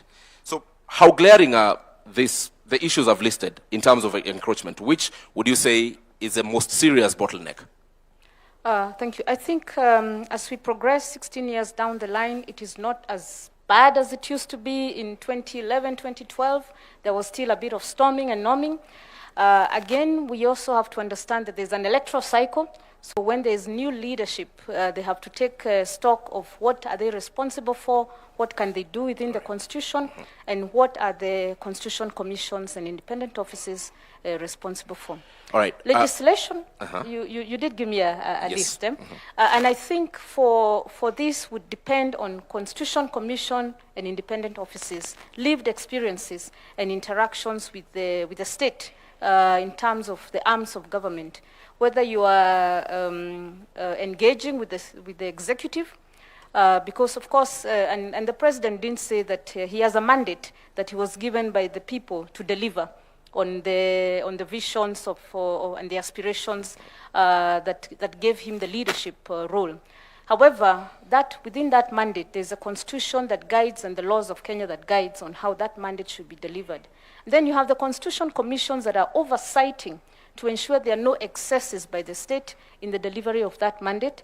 There is equality in delivery of that mandate. There is equity, and there is inclusiveness, so to speak. So this depends on Constitution Commission by Constitution Commission, and the relationship building, which now having a place where we can send our issues and hope, of course, they escalated and solved, has sort of brought down this kind of disagreements. But they're still there. And sometimes we choose to handle them diplomatically. All right. Thank you. All right, Bishop Oginde, when we speak about EACC and its mandate, we seem to be having an over-focus on corruption. There is a software of the country which His Excellency, the Deputy President, invited us to speak to. Integrity, ethics, which is a very fast E in EACC.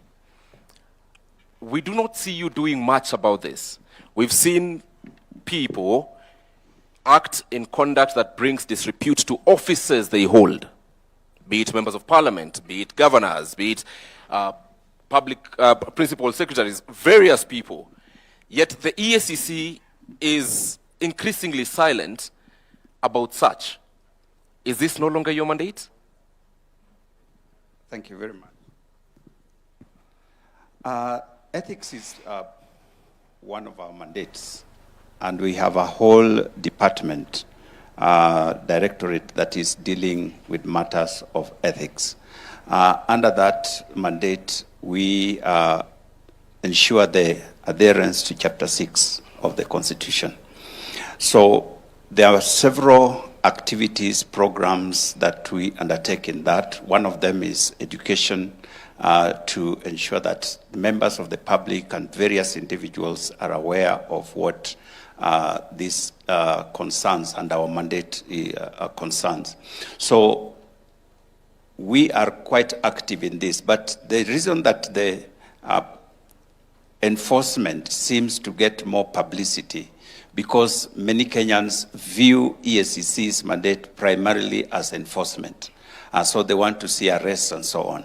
But we do issue advisories, we do issue cautions to various government entities or individuals who who are acting outside of their of what is expected of them, and many times this sometimes does not get into the news, and so it may appear like this is an area that we are not quite engaged in. The other thing that we do in that particular area, we help various institutions in terms of helping them to adhere to the ethical practices within the institution themselves. We carry out systems reviews of different entities to find out if there are areas that are potentially liable to breaches of ethics or even corruption. This again would come out in our reports, but as you know, the media picks more on the other side of enforcement. So if you look at the work that we do, especially in the area of prevention, in the area of ethics, we are acting in helping particularly the younger people. We are focused now in helping the younger people in schools, in colleges, in various institutions to instill this issue of ethical conduct and behavior. Now, when it comes to leaders, there's, you talked about, I wouldn't call it encroachment, but sometimes there are overlapping mandates. Say, for example, a leader conducts themselves or says something that we consider that is unethical. There's NCIC that is supposed to deal with that situation, but on the other hand, EACC also has that mandate. So we work collaboratively to see where does this really fall, and we allow the relevant institution to pursue that. But we have several times invited individuals who we feel have breached the ethical codes, especially on Chapter 6, so that they could answer to the practices or the things that they have done. The other thing that we also are mandated under that is the whole issue of declaration of wealth and so on. And we pursue this if there is a breach again in that particular area. And if there are any undeclared or unexplained wealth, we go after them because we believe that this is a way in which they may have crossed the bar. And so these are things that do happen, but many times they don't come to the front, as I said, because of the people expecting us more to arrest people than to enforce ethical conduct. But it surely must go beyond what media picks. It must be what really happens. Forget about what media picks. Yes. Because your mandate is not for the media. It is for the Republic of Kenya. But let me move to the SRC. And when I come back to all of you, because for closing comments, in the interest of time, you'll tell me about when your recommendations are not implemented. The EACC has previously written to the IEBC and given a list of shame of some sorts, but of people who the EACC thought ought not to be on the ballot. Yes. That was never followed. However, let me go to the SRC.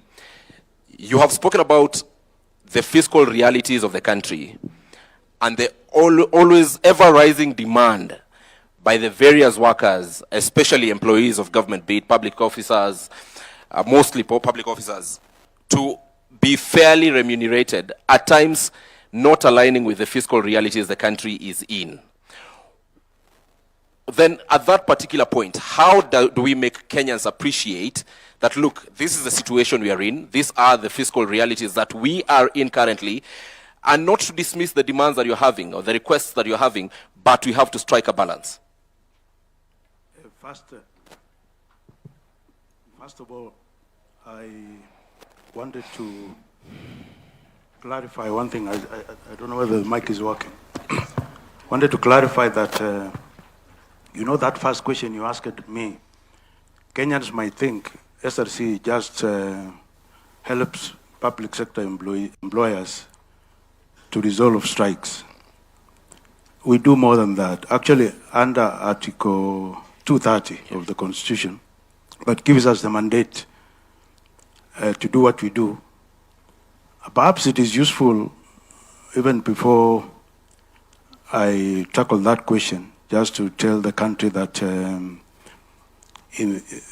the last, since SRC was established, we've been able to manage the balance between that tight fiscal space with what is released to do other things for the country, like development. We found that from 55%, where the payroll was taking 55% of all the revenue that is collected at national and county levels, we've managed to reduce it now to 40%. So we've released 15% of revenue to other development priorities for the country. But the PFM Act of 2012 still requires us to bring it to below 35%. And therefore, that question you asked, I think, is very, very relevant to say, as we bring this figure from 40 to 35%, how do we engage the country to appreciate that we are still below the threshold where salary should be kept within. And it is because of that realization that we saw and said, we've reached 40% wage bill to revenue ratio, mainly by controlling the growth of the wage bill. But if you see, SRC now has been there for actually 15 years, because it took some time to establish it. If you look at that, you can do an average and see these guys have been reducing this thing by 1% every year. Right. And somebody can say you are not doing very well. So what we have done is to relook at the strategy of reaching there. And we found that just controlling the wage bill is not sufficient. It will take us longer. That is why we requested His Excellency the President and the government to enable us to do a national productivity conference. Okay. The gist of this is to unlock the potential of the public servants and state officers, to ask them and say, this salary we are paying you, what is the return on it? What is the return on it in terms of service delivery to the people of Kenya? And we had a good conversation, and I think we have a solution. All right. That we are going to engage at all levels of, actually we are calling it a whole of the nation rollout. Okay. Which not only includes government officers, but also the public, because as employees of government are doing their work, doing service delivery, improving revenue collection, making sure the citizen experience good service from productivity of public servants. We're also saying the people of Kenya will need to reciprocate by paying their taxes, all right, by paying more taxes. And therefore, when we have that conversation around productivity, not just controlling the wage bill, I think we will not only nail that threshold by the year 2028, I think we are anticipating that it will be achieved by June 2028.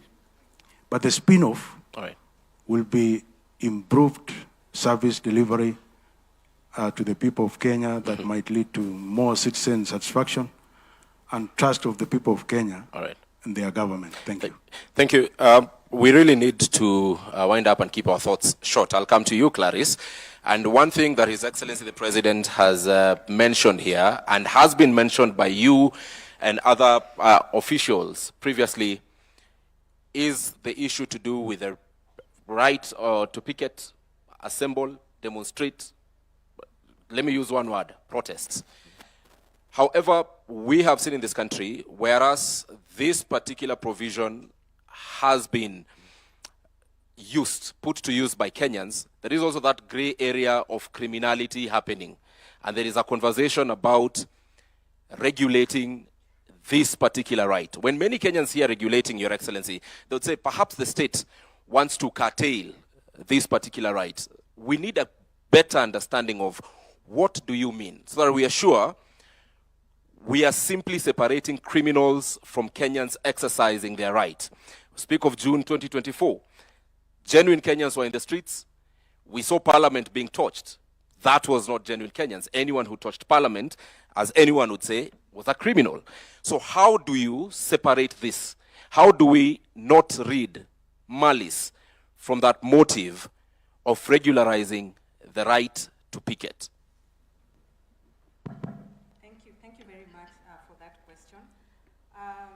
The issue about, and that's Article 37 of the Constitution, that speaks to issues around demonstrations, picketing, and even petitions to various institutions when there's a grievance.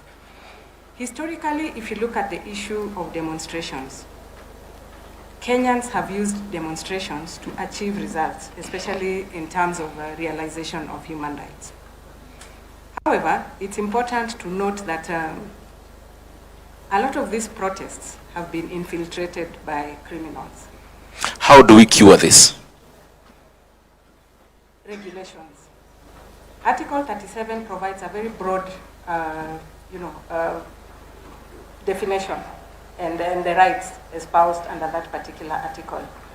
But having seen how demonstrations are done in Kenya, it's very important that we go ahead and regulate and provide, legislation to provide the parameters within which people can demonstrate. And Kenya will not be the first country to do this. It's done globally, where if you look at other jurisdictions, they provide parameters of where you can demonstrate, which buildings you can never, approach if you have demonstrations, the timings in terms of demonstrations, the period within which you can demonstrate. So it's very important, especially now that we know that many times our demonstrations turn violent. It's important to regulate so that on the side of the citizens, they understand that these are my responsibilities as far as my right to demonstrate is. When you say that, when you say that there are places you shouldn't not approach, examples? I think if you look at it globally, a place like Parliament, a place like the judiciary, a place like State House, if you look at international best practices, those are buildings that are considered of national security, and citizens are not allowed to protest around those areas. But this is a conversation that we can have as Kenya, because we are developing legislation that is context specific to Kenya, and we can agree on where should people demonstrate and which buildings are so important that we cannot allow demonstrators, especially where we are not very clear that a demonstration may turn violent. We need to define the parameters of where demonstrators need to be and where they should not be allowed to go to. But ideally, this is a right that should not be curtailed. So the whole essence of providing parameters is never to curtail this particular right, all right, but to provide clear parameters of where citizens, but also the state organs, need to, converge in terms of implementation of this particular right. I want to invite us to give closing thoughts, and I want us to reflect in these closing thoughts. Tell us, 16 years down the line, there must be a gap that still needs to be met from constitutional commissions and independent officers. What must be done to meet this gap? I look at the glass three-quarter full, 75%. However, 25% must be met. What is it that must be done? And if it's someone who's here who needs to be told you need to stop this for us to meet the 25%, let us do so openly, respectfully, and honestly. Let me start with the Commission on Administrative Justice. Thank you very much. First of all, in terms of clawing back, I think we need to understand that nature hates a vacuum. So as a constitutional commissioner, you must occupy that space so that you don't allow anybody to come and take that space. That's the first starting point. The gap we are talking about here is in terms of funding. There can never be independence if we don't have enough money to do this. And if we are able to give a certain percentage of the revenue to the counties, I think it is important that we also give a certain percentage of that revenue to constitutional commissions. And we have CRA here who will now distribute that percentage to various constitutional commissions based on their mandate. As I wind up, and this is what I undertake to the public, CAJ under our watch is simple. We say what we mean, and we mean what we say. Okay. And that is what we will give to the people of Kenya. All right. If there's anything that we need to investigate, we will investigate it. If there's something that we need to do to improve the lived experience for the people of Kenya, we will be able to do it firmly, fairly, and without fear. Again, we will also give you your right of Article 47, which means we will hear you before we take any action. We will make sure that we use the diplomatic means that are provided for in our Act, like mediation, arbitration, but where you are obstinate and you're not doing what you need to do, then if it calls for summoning and fining, we will not be afraid to do so. All right. Thank you. All right, let's go to the SRC. Any gap that needs to be filled, what needs to be done for that gap to be filled, and if there is any party, be it here or watching us from home, that needs to act on something for these gaps to be filled, please name them, respectfully so. I think we are all agreed, I think in my view, that there are actually two gaps. One is we need to exercise this issue of independence very responsibly. Because you cannot be independent there as CCIOs and the people you serve are on this side. I think we need to manage that better so that we provide better service to the country. That's my honest opinion. Without the country feeling that now your independence has been compromised. The second... Do you want to cite any CCIO that you are describing this particular situation? We are being honest with each other. In the interest of time, let me go to the second one. Which is for CCIOs to function effectively, I think we need to find a way of resourcing them better than we are doing at the moment. All right. All right, Bishop Oginde. Thank you very much. One is the enforcement of Chapter 6 issues. You did mention, for example, EACC gives this list to IEBC. It's not that IEBC ignores. Our constitutional framework provides that unless you have exhausted the whole judicial process, even if you have a case, you cannot be barred from seeking an elective office. That in itself undermines the very values that we talk about. In our neighboring country, Tanzania, it is exactly the opposite. If you have been convicted of any corruption case, you stand guilty as you appeal. In our case, you are still innocent even after you have conviction. So we need to look at, if we are serious about enforcing the values that are given to us under Chapter 6, how do we legislate that so that those people who violate this ethical conduct that is provided for us are actually kept out? In the same line, we find, for example, we are investigating an individual. Like I said, the most difficult people to investigate are people who are in office. And we recommend that this person should step aside as the investigations are going on. In many cases, they are reinstalled in the office, and it becomes very difficult to do any investigations, to get documents, to get people to witness, rather to testify according to what is required. All right. The other area is the pace of prosecution.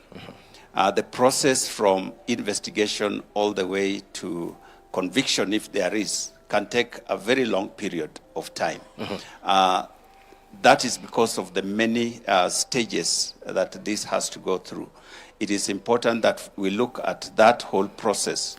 There are areas that we could reduce the amount of time that is required, or the number of steps that one needs to go through before a prosecution takes place. All right, at that particular point, allow me to interject, because it reminds me, and very briefly, of this incessant complaint that has been coming from the EACC about prosecution. In fact, you are on record asking members of parliament here to grant the EACC, and I think it also goes by extension to also the police, prosecutorial powers. You have done that, because we have seen blame being shifted from EACC to DPP and eventually to the judiciary. Now that today we are here with the political goodwill of the country, is this something that the EACC is still actively pursuing? And what are the possibilities of this happening? Thank you very much. The Constitution provides that Parliament can provide legislation that gives prosecutorial powers to other entity other than the Office of the Director of Public Prosecution. And so it is not something that we are asking outside of the law. But this would shorten that process, because, for example, the civic cases that we investigate, we take them directly to court. And we find that, for example, asset recovery, EACC right now is recognized globally as very successful in matters of asset recovery. In Africa, there are many nations that are coming to benchmark with us because of that. So it is a matter of efficiency that would help us to get these cases out of the way faster. But I hasten to add that in recent past, in fact, just a few weeks ago, we have had a very robust conversation with the Office of the Director of Public Prosecution, and we have come up with a framework through which we hope we can work together towards ensuring that things move faster. Asante sana. But ultimately, I believe that would be a very helpful move. Asante sana. Clarice, less than 30 seconds, closing remarks, gap, and what needs to be done. For me, three things. Number one, if you look at the current context in Kenya, we've over-focused on rights without looking at corresponding responsibilities. So for me, that's one message that I would want to pass. That Article 3.1 of the Constitution emphasizes that we have rights, but we also have responsibilities. And I think when we start recognizing that rights come with responsibilities, I think we may be able to achieve, get to at least 80% of implementation of the Constitution. All right. I think the second thing for me, and was alluded to by the Ombudsman, is about funding to constitutional commissions. Probably it's about time we thought about ring fencing funding to constitutional commissions, similar to what we have with other arms of government. Then lastly, just to mention that constitutional commissions are the bridge between the citizenry and the government and the state. And we should not be seen as enemies of either of the two. We must be seen as that bridge that brings the two together towards finding sustainable solutions to the issues that affect us as a country. Thank you very much. Last but not least, Nancy, the reason I've given you the last opportunity is because, one, you're the chair of the caucus for chairpersons of constitutional commissions and independent officers, but I also want you to turn the mirror inwards and tell us, what have these commissions done or failed to do that have led us to where we are today? It surely cannot be all external pressure. Internally, what needs to be done? Thank you. And I'll respond to that in the context of the gaps. The thread of your questioning has been on what needs to be done, what is remaining, and this speaks directly to the citizens. It is important that we really do self-reflection because the Constitution established an accountability architecture that is designed as an ecosystem, that whether you are this arm of government, whether it's the executive, whether it's the judiciary, whether it's parliament, whether it's the two arms of government at county level, the county assemblies and the county executives, and the constitution commissions and independent offices, we all have a role to play in the accountability architecture. And we must look at 16 years down the line, because we are saying Katiba at 16, what remains to be done? Because there were expectations. What promises are pending? Real promises that speak to human lives and livelihoods in this country. What has been eroded and what has been outrightly denied of the citizens in terms of development or in terms of service delivery? And every player in that architecture has a role to play, because Kenya stands to lose if we don't close the gap or significantly ensure that the promises in the Constitution are met. And speaking to each one of them, the executive must implement accountability recommendations. I have had conversations that these constitution commissions only report. But the Constitution established the constitutional commissions as the key advisors and consultants to the other arms of government. So the reports that they do are the advisories that the other arms of government and other players in the ecosystem need to take note of and need to implement, so that the promises in the Constitution are delivered to the people and the gaps are closed systematically. It is a journey, but it's a journey that must be taken. All right. The executive must implement accountability recommendations, strengthen financial controls, accelerate digitization, and that is one thing we are all very, very proud of. Your Excellency, you took the bull by the horns. You said we digitize. Of course, we have to digitize by ensuring that there is also security of the systems and security of the data, and that the services are enhanced through the digitization. Thank you. And Parliament, every player has a role to play. Parliament must ensure that accountability findings attract consequences and sanctions. And here I am a proponent for personal responsibility. Some time back we had a conversation with the head of public service. And the question I asked is, the CS Treasury is the one who appoints the accounting officers. Accounting officers are PSs or CEOs of state corporations. But before they are appointed as accounting officer, they have been appointed by the presidency to play a role in delivering for the people of Kenya. So the ultimate responsibility, first and foremost, is on the authority that appointed them. Right. And hence we move to the zero fault audit. Everyone has a role. Judiciary must guarantee timely and predictable justice. County governments must strengthen budgeting and planning. Constitutional commissions must deepen. And this is now, the onus is on us. Collaboration, strengthen follow-up mechanisms, push accountability scorecards based on citizens' personal experiences. It's not about us. It's not about the three arms of government. It's how does the citizen on the ground perceive the services they're receiving and the trajectory of development in terms of their future livelihoods. All right. And of course, the citizens have very a role. briefly, 10 seconds. The citizens must continue to demand accountability, and from all public institutions. Thank you very much, Nancy Gathungu, Auditor General. Asante sana.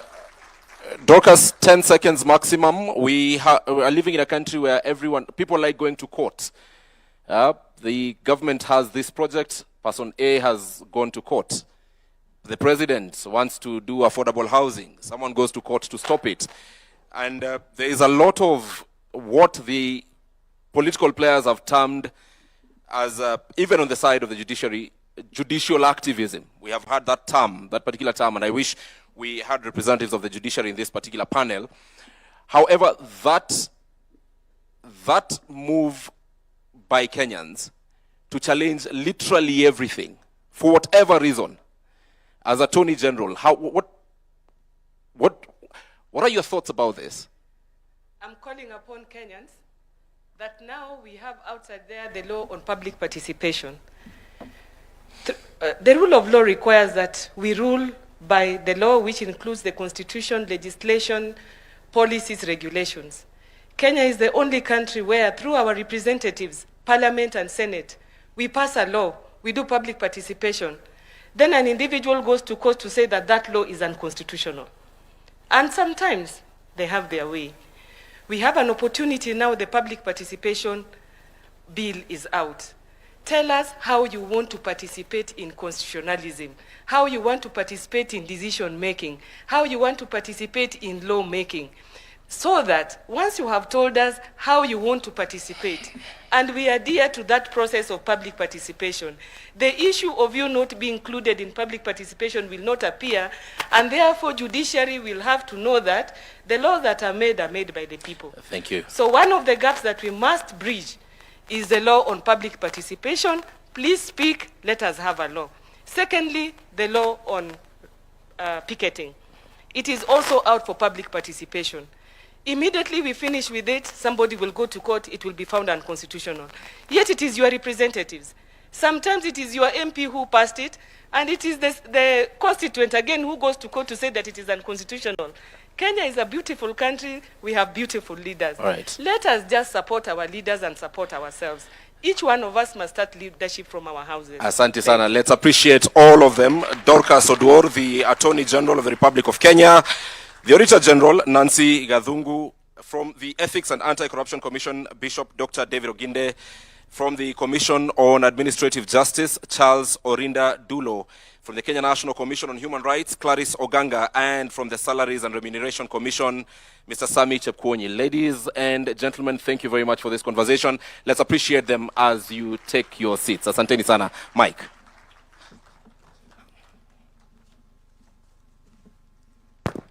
Another round of applause for the panel. Thank you very much for your submissions.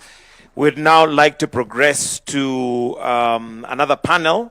But before that, we'll have the Principal Secretary, State Department for Justice and Human Rights and Constitutional Affairs, Honorable Judith Pareno, to come and give some reflections. The session we're going for now is reflections on the people.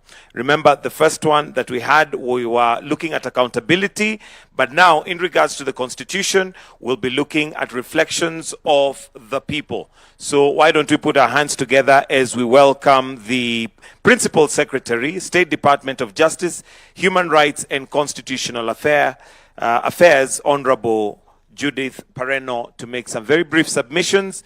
Then we move to our second panel. We'll have one more panel, which will be the last one after this. Welcome.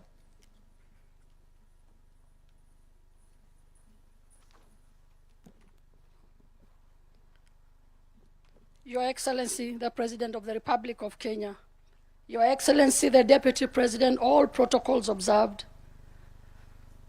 This session is about reflection of the people of Kenya. Our people, the Kenyan people, in our ethnic, religious, and cultural diversity. I am greatly honored to join you this morning to commemorate the 16 years since the promulgation of the Constitution of 2010. The occasion is not merely a celebration of our constitutional journey. It is a moment to reflect on the milestone we have achieved, acknowledge the unfinished business of implementation, and renew our collective commitment to the Constitution and the people of Kenya. The theme, Kenya yetu wajibu wetu tuwajibike, is both timely and compelling. It reminds us that the Kenya belongs to all of us, that the responsibility of implementing and protecting the Constitution is shared, and that every person entrusted with public authority must be accountable. Your Excellency, ladies and gentlemen, 16 years ago, Kenyans overwhelmingly endorsed a transformative constitutional vision founded on human dignity, democracy, the rule of law, human rights, equality, inclusion, equity, accountability, and good governance. Since its promulgation, Kenya has made significant strides in giving effect to this vision.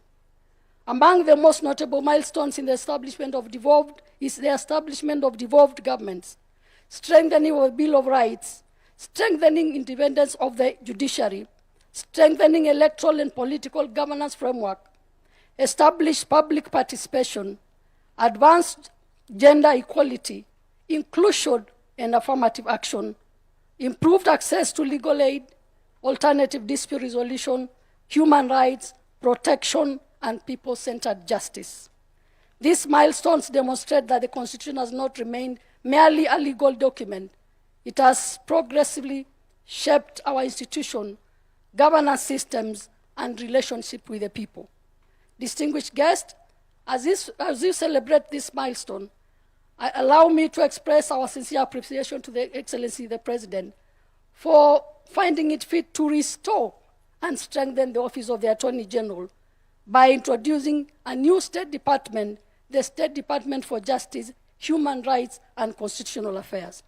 This is an important step to provide a stronger platform through which government can coordinate constitutional implementation, promote human rights, strengthen access to justice, advance government reforms, and uphold the rule of law. On behalf of His Excellency the President, we shall continue to discharge this mandate with fidelity, the Constitution, professionalism, accountability, and unwavering commitment to the public service.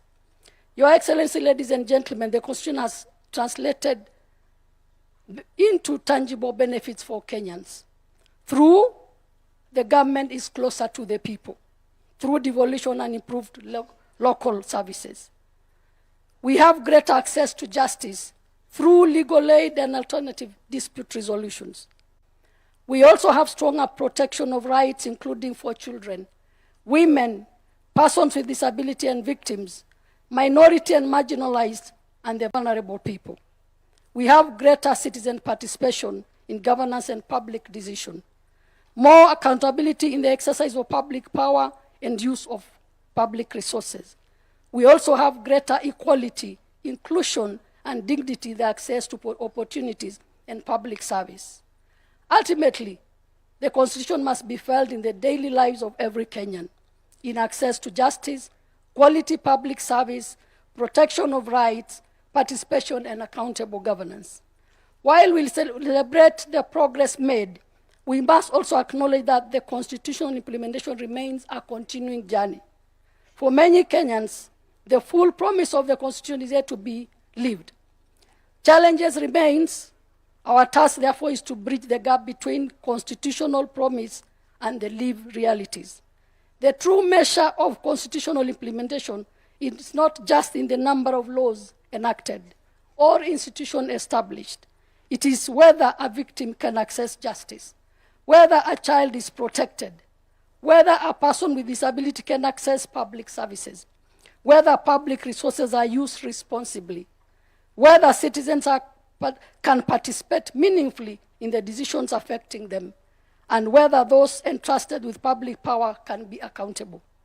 As we begin the next chapter of our constitutional journey, our focus must be deepening implementation.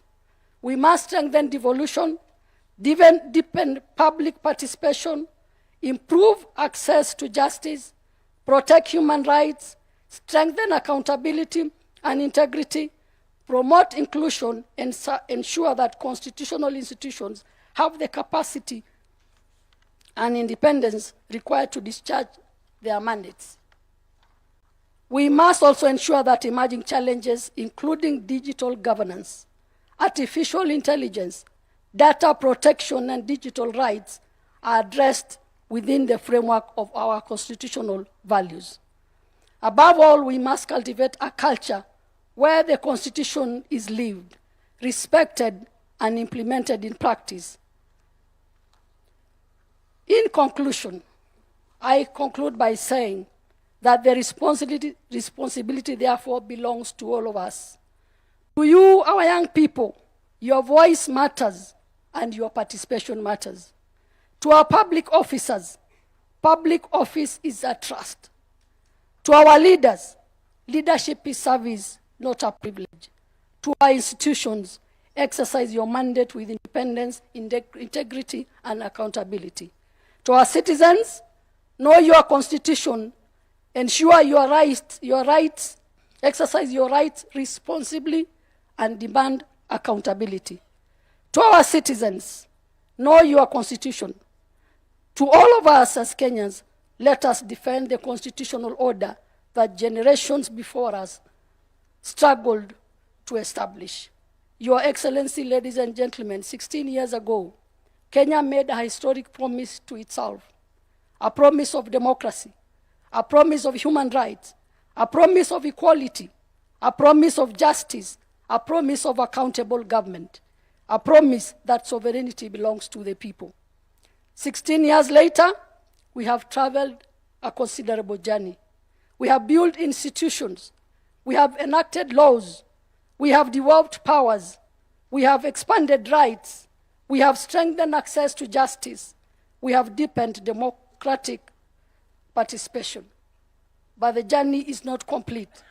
The Constitution must remain a living national project, one that requires every generation to protect it, implement it, and improves its realization. As we commemorate Katiba Day, let us therefore renew our collective commitment to Constitution. Let us make constitutionalism the culture of our institutions. Let us make accountability the standards of public service. Let us make justice accessible to every Kenyan. Let us make human rights real in the every lives of our people. And let us remember that the Kenya we desire cannot be built by government alone, by parliament alone, by the judiciary alone, or by the constitutional commissions alone. It must be built by us. Kenya yetu ni wajibu wetu, tuwajibike. May God bless our constitution, may God bless the people of Kenya, and may God bless our great Republic of Kenya. Happy 16th Katiba Day. Thank you.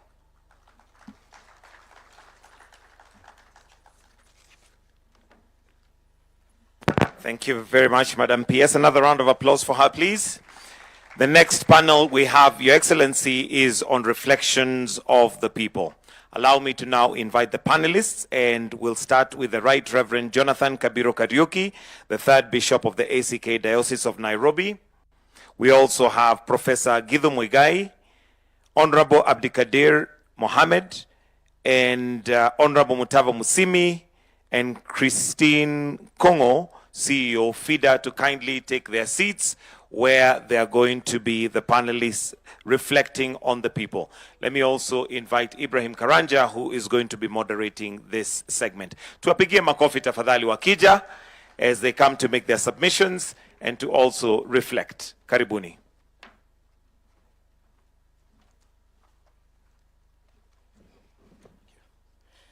Thank you very much. This is going to be a very short session. Short but very deep. Short but very deep. Ladies and gentlemen, through your hands, the 2010 Constitution was bequeathed upon us as a country. Today I want us to reflect, and this one question will go to all of us. Have we met what we intended to with the 2010 Constitution? I'm asking this because literally you're part of the midwives of the 2010 Constitution. What are the successes and how much have we met the target? I will start with Mutava Musimi. Thank you very much, Bwana Moderator, Your Excellency, and all of us. Have we met our goals? Is that what you're asking? Yes, sure. And you're asking me. As an observer, I think what I can say is we've come a long way. We are the better for it, for having a new constitution. I cannot imagine where we would be without a new constitution today. But we could do better. Okay. Number one, the poverty levels are worrying. The poverty levels are worrying. Number two, I am not sure, and I speak as former chair of the Budget and Appropriations Committee, I asked the question, can we afford the government we gave ourselves? If you look at the public wage bill and all the public institutions we have to fund, can we honestly afford the government we give ourselves? Number three, when we were in Ufungamano and trying to make our modest contribution, we were very clear that devolution needed to be given more time than other areas that we were, other areas in which we wanted to see change. In fact, we recommended that once the new constitution is promulgated, the president appoints a devolution commission, gives them 3 years to deal with the issue of the size of the units, their mandate, their character, viability. I was in Parliament when this constitution was when it was being promulgated. And I remember Abdikadir, who is here with us, who was our chair, took us to Kabete School of Government to deal with the issue of the number of units we needed. I think we had a day or two at the very best, and we knew it was just musical chairs. It was not really a serious meeting because the decisions had been made. Today I asked the question, listening to Professor Anyang' Nyong and his team and Professor Hino, a lot of the issues that are coming up are actually issues that should be addressed by the county government. And that is why we recommended from Ufungamano, and we said every 25 years, we should look again at this, the sizes of these units, to do a review and see whether perhaps we need to adjust these boundaries. I'm being a bit provocative. As I finish, the issue of law enforcement, to try and create a culture of good, of decency, I think we are asking too much of law enforcement. I remember when President Kibaki asked me to chair a committee on the anti-corruption sort of education committee. I can't remember what it was called. But I tried to listen to him very carefully, and I noticed that he had faith in the need for law enforcement, but he was very keen that there is education. Of course, he was a teacher in his own right. And he understood if Kenyans can be helped to see that corruption is costly, then we might begin to move the dial on that issue. All right. And as I close, all of us here are mature people. There are things that families do that law enforcement does not do. There are things that religion does that law enforcement does not do.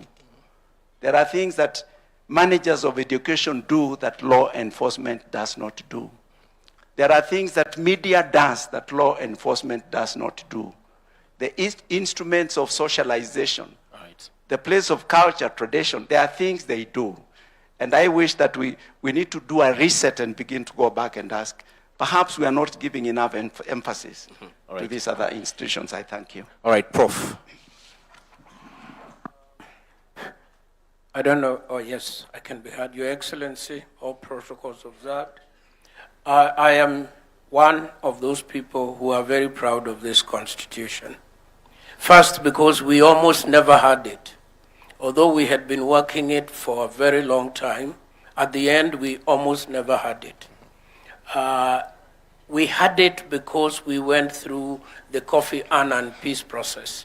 And that helped us, many of us in this room, to reflect on what we had taken for granted in this country, which is that there would always be peace and there would always be stability.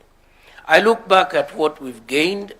Let me start with the judiciary, where I spend part of my life, I think there we have made concrete and serious progress. When I interact with jurists from across our continent, they look up to Kenya for the seriousness of the jurisprudence that is emerging here. We have small problems. We have some rotten apples, and I think if we do not act fast, that problem can grow bigger, but it is not an unsustainable problem. I look at Parliament, and one of the most enjoyable parts of my career were the 2 years I spent in Parliament. There are still ideas there. There are still people debating seriously, honestly. There are laws being reviewed by people who have a genuine interest in what is going on. I look at the executive. I look at the minds that are serving in the various, and I think we shouldn't be too harsh on ourselves. We've made critical progress. I like to single out, for example, the team that runs our treasury. As a layman, I look at it from outside.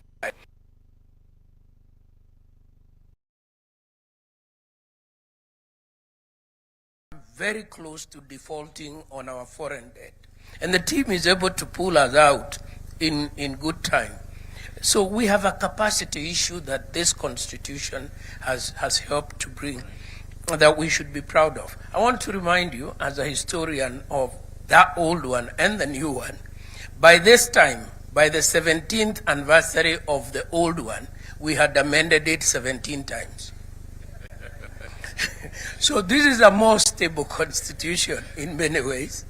And I do hope, every so often I hear people open up a healthy discussion.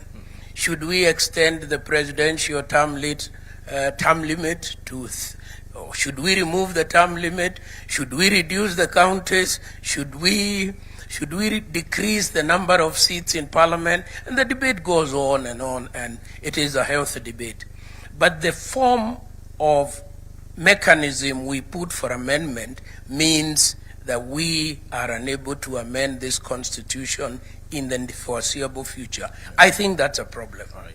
I think that is a real problem, because all of us recognize that some things are not working.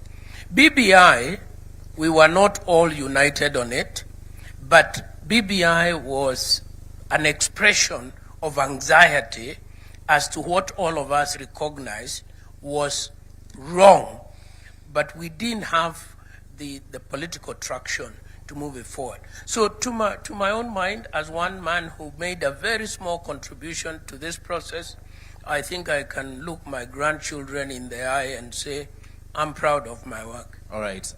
Thank you very much. Thank you very much to my old teacher and my padre. Your Excellency, thank you very much for holding this a second time. Last year is when you held it for the first time, and you promulgated it should be held annually. Thank you so much.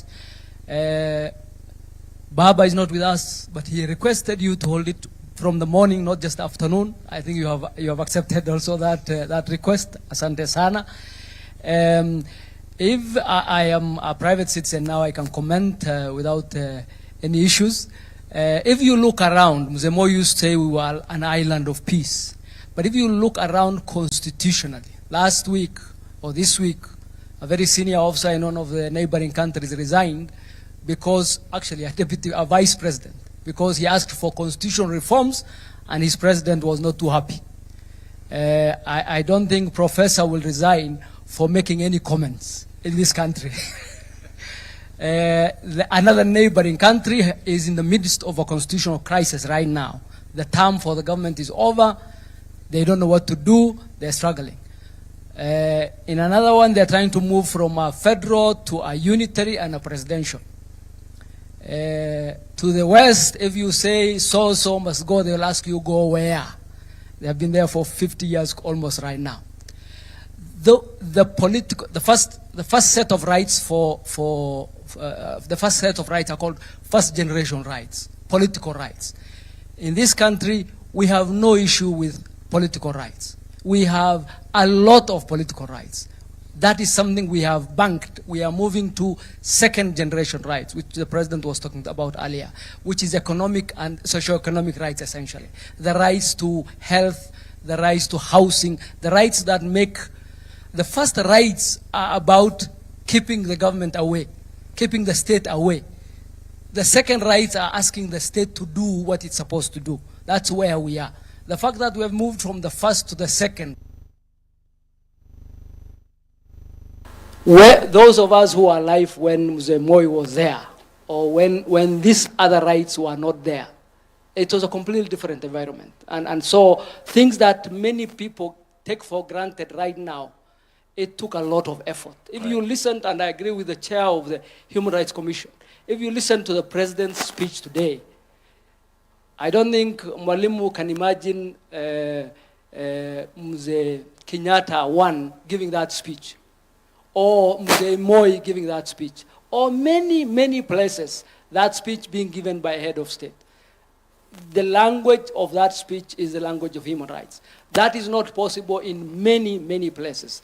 And those are things we should not take for granted. And as we move to the second generation rights, I think we should be very proud as a country of what we have achieved and where we're heading to. In terms of the challenges, we have very many challenges. The Constitution has accountability devices that were put there to hold high state officials accountable. Impeachment was one of them. We did the impeachment of a deputy president, and we had a lot of problems with the judiciary because the judiciary failed to understand that that's not their role. That's a political accountability function where the judiciary has no role, in my opinion. And they injected themselves into that process and messed things, if you ask me.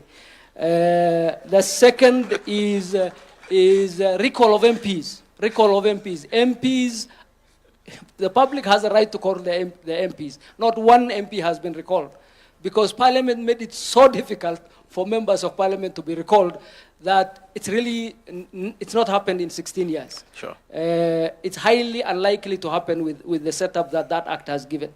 In terms of the JSC, I don't think the JSC has worked because our judiciary is supposed to be accountable.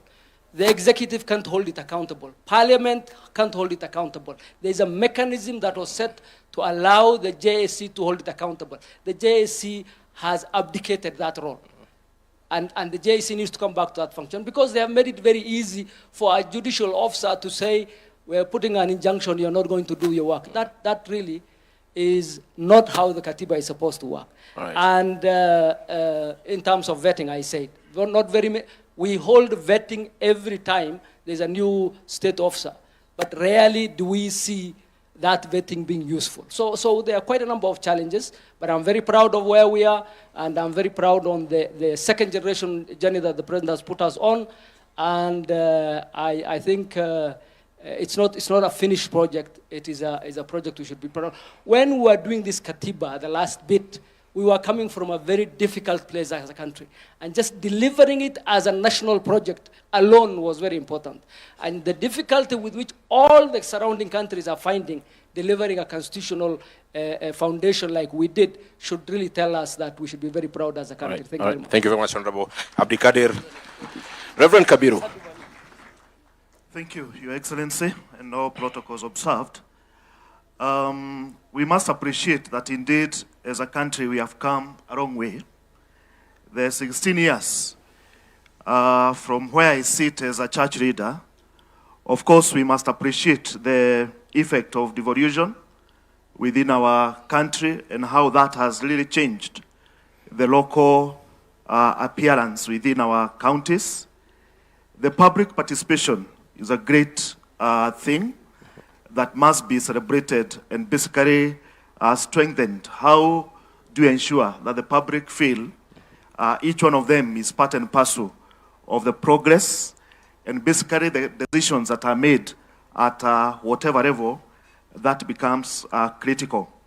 Now, when we come to the establishment of the commissions that are actually established by the Constitution 2010, again, we see there is a lot of connection where the public are able to connect depending with the needs that probably are coming up.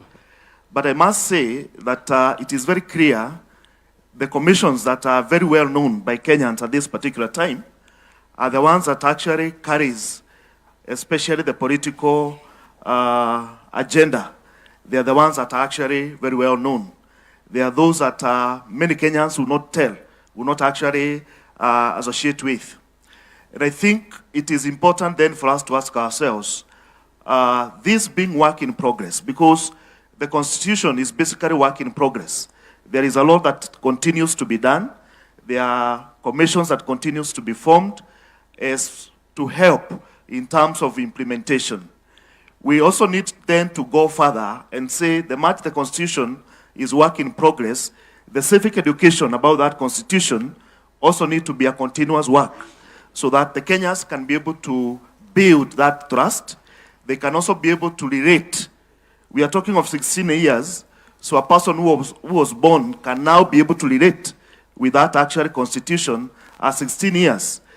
So that becomes critical, basically for us even going forward to think how do we move towards that direction. Thank you. Thank you very much. And Christine.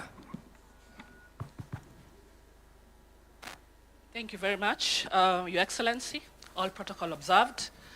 I must say, I want to say thank you for giving civil society a space in this conversation today, and particularly Federation of Women Lawyers, FIDA. Speaking as an advocate, I want to say this constitution, for me, I can describe it in three ways. It's progressive, it's transformative, and it's pro-people. The women and girls in Kenya, I must say we've achieved notable milestones under the last 16 years in the constitution, under three areas which I want to just discuss very briefly. One, under leadership, the second one under social rights, and the third one under legal protection. Under legal protection, I want to say there have been very many statutes that have been developed and eventually have been passed by Parliament under the Article 27 of the Constitution. One of them is the prohibition of female genital mutilation act. Christine, allow us to check your mic, please. Thank you.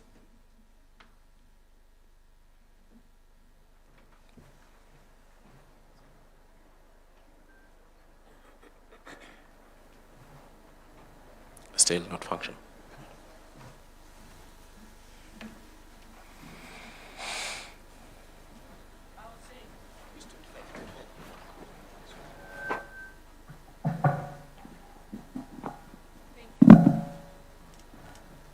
The point I was trying to make was the issue of legal. I was trying to bring out the number of statutes that have been passed in the last 16 years in terms of women and girls in Kenya. And there have been many. The Prohibition of Female Genital Mutilation Act, the Matrimonial Property Act, the Marriage Act, the Protection Against Domestic Violence Act. Those are achieved notable milestones in terms of legal protection for women and girls. However, there have been various challenges in terms of legal protection. One of them, Your Excellency, is the issue of femicide. No woman or girl in this country feels safe anymore. The femicide has increased to an issue where we are calling upon you, Your Excellency, to declare this a national crisis. We have seen there was the presidential task force that addressed it. A report was presented to you. We haven't seen any implementation being done, so we're kind of requesting if implementation can be done. In terms of celebrating Katiba At 16, we know that there have been the issue of two-thirds gender rule, whereby we are saying that the lack of implementation of the not more than two-thirds gender rule in elective and appointive bodies has not yet been implemented, despite Article 27.8 being very clear on it. Because I may not get any more time, I want to just give my suggestions on way forward in terms of what perhaps we feel as advocates ought to be done. We feel that IEBC needs to come out strong and empower itself in terms of strict enforcement during party nominations. We are 1 year to elections. IEBC is empowered and directed by the courts to reject any political party that has not complied with the two-thirds gender rule. This alone will send a very loud message to political parties who are also here. We also want to say that political party funding needs to be restructured, and the Office of the Registrar of Political Parties also needs to make sure that these political parties also are very deliberate on the two-thirds gender rule and can constrict the funding, because this has to happen. So I want to say in terms of Katiba At 16, a lot has been done, but there's a lot of unfinished business and gaps. We want to say that there has been a lot of resource constraints addressing issues of gender-based violence, and then inadequate funding towards this thematic area. That also needs to be looked into thoroughly. We want to say that in terms of the three arms of government that are here, I'm very happy the judiciary is the only arm of government that has complied with the 2/3 gender rule in terms of the issues. And I'm very happy that Chief Justice herself has been very deliberate in terms of appointing magistrates and judges. So I want to ask the other two arms of government, kindly do your part. Right. Thank you very much. All right, Christine, and you have preempted the direction I was to head next, which are recommendations from the panelists. So thank you very much for doing your part. But what Christine has given as part of the things that need to be done, let's honestly look at, without putting aside our political affiliations, look at this document that is guiding us and honestly tell each other this part needs to be either corrected through an amendment or whichever other way. For instance, Christine has spoken about the 2/3 gender rule. The practicability of it, especially in elective positions, is something that may need to be discussed. But let me start with you, Reverend Kabiru. What part of this constitution, if you were given a chance to relook at, would you relook at? Well, I think looking at the constitution as it were, as I mentioned, it is a work in progress. And I think we must see it as such, that there is what must be done to further the work that was done. But further to that, what we have at the moment, when we look at the implementation, when we talk about the respect for the Constitution, then that carries the whole weight. The respect of it as it is, whether good or how good it is, whatever percentage, the taking it and implementing it as it were, that becomes critical for the entire country, and each one of us with the responsibility, whichever that actually we take. When we look at the issue to do with the Bill of Rights, that actually His Excellency the President talked about, the effort toward that, I think these are the areas that we must look at. How do we ensure that there is the basic, that at this level, this must actually be taken at a very high level at the end of the day. All right. The issue to do with the ethics, the leadership and all that, I think this needs even further strengthening and ensuring that at the end of the day, what the Constitution has actually provided, it is actually followed all the way through to the very end. Remember, this is where we have the national values. And the Constitution must be embraced by the entire country. Right. So that it is not about looking at the leadership, looking at the parliament, looking at the executive as the implementers. All right. It is our value, all of us across the country. Thank you. So in that, we need to employ and ensure that we follow towards that direction. Abdikadir, what part of this constitution, 16 years later, do you genuinely feel needs to be relooked at so that we better achieve the objective we had at the start? Thank you. So other than be relooked at, it's one of the, I think the least successful chapter of the Constitution is chapter 6. That is on graft, on ethics.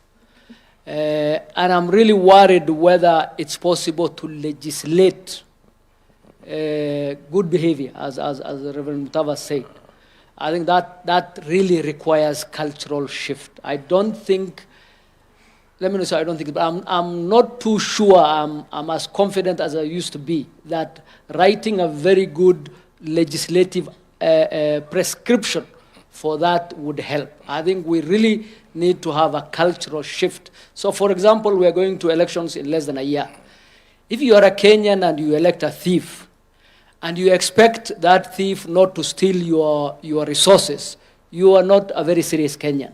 And I'm just giving that example. But genuinely speaking, if you elect an MCA, if you elect an MP, if you elect people into office who are incompetent, who are lazy, who are guilty of a lot of stuff, Genuinely speaking, I mean, you don't expect better service. So that's really one issue I have grappled with. The other is, so for example, the gender issue, I just want to say, the gender issue is only in the National Assembly. The gender quota issue is only in the National Assembly. In the county assemblies, we resolved it by constitution. In the Senate, we did. In the National Assembly, we already had a National Assembly that was made up of geographical seats. So you could not legislate and say the Goreti South will elect only a woman, or Wajir South will elect only a woman. That is the problem we are grappling with. How do you ensure that these already vested geographical seats would elect enough women to ensure, because the gender that suffers is the female gender, enough women to hit that quota. And that's why we introduced the county women representative tool to up those numbers. And then hopefully get, and those incentives, by the way, don't work across the world. If you look at many parliaments, rarely, other than Rwanda that is by fiat, many parliaments don't hit 20% of female gender. At least ours, I think the National Assembly hovers around there. The Senate and the county assemblies have no such problem because you must, by law, nominate the extras. So I would really push for, our biggest problem is graft. I would really push for cultural change. I would push for education on that side. All right. Just to, on a lighter note, it is the female gender that is currently suffering, but from how things are going, perhaps men will also suffer. So that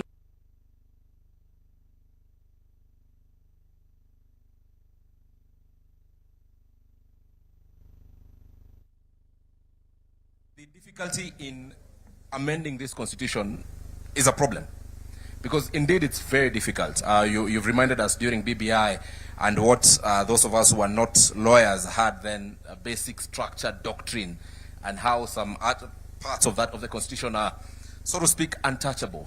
So if you are given an opportunity to relook at this document 16 years later, so that to better meet the objectives we heard by the time we were passing this document, what would you go for?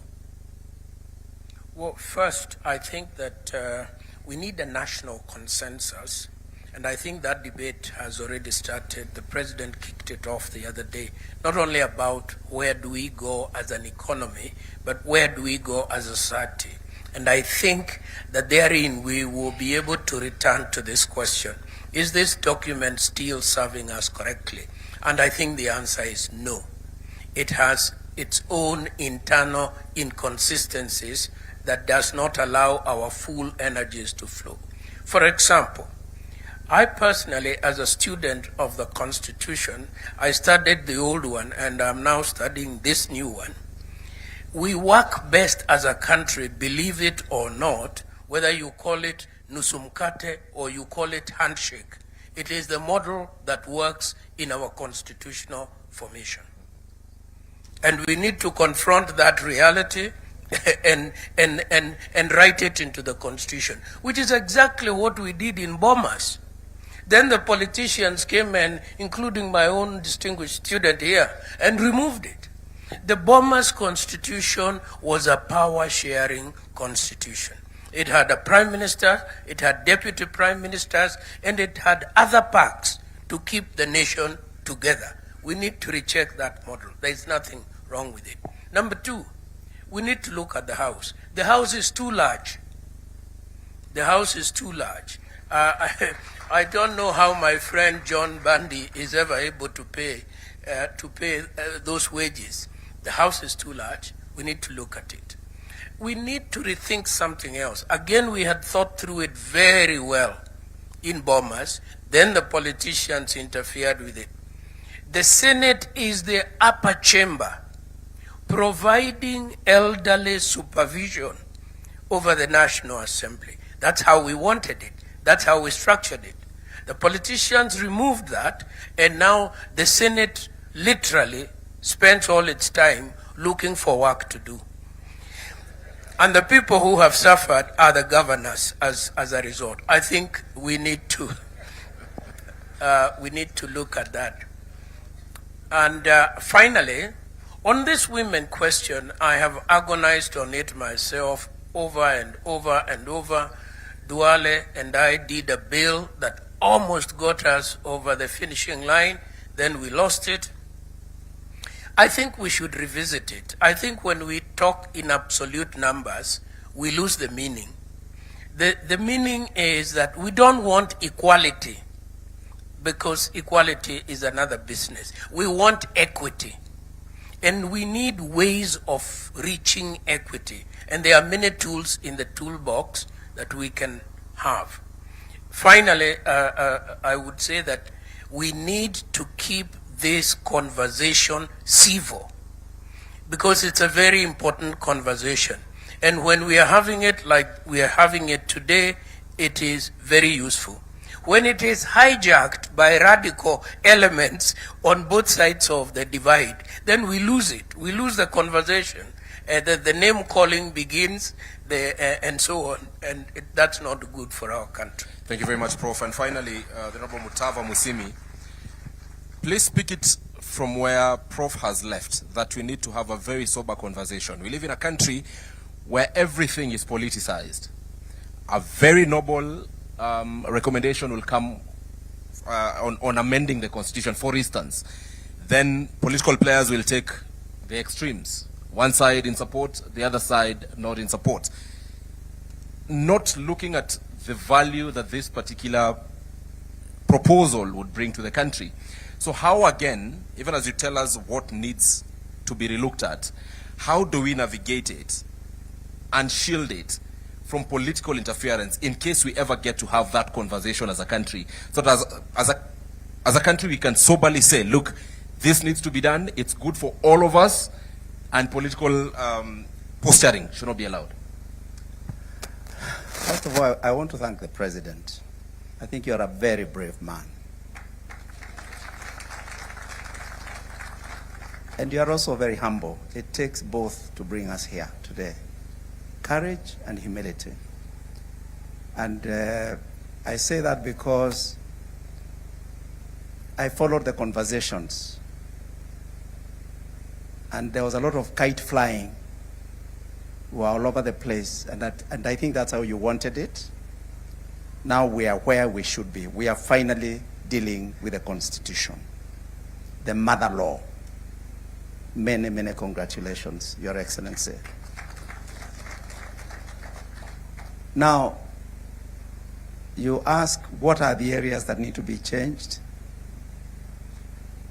Justice Chesoni made a remark before he left us many years ago that I've never forgotten. He said, I did the best with what I had. That was Justice Chesoni. If we want to do our work as public servants, there is a lot of latitude to do good for the Kenyan people.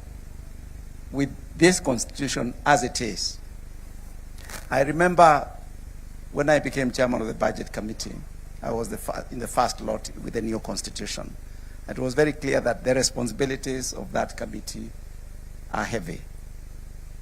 And we looked at the budget policy statement soon after you and your former boss came into power. And the numbers were not adding up. The public debt was crazy. Public wage bill was even worse, and so on and so forth. So I asked my committee,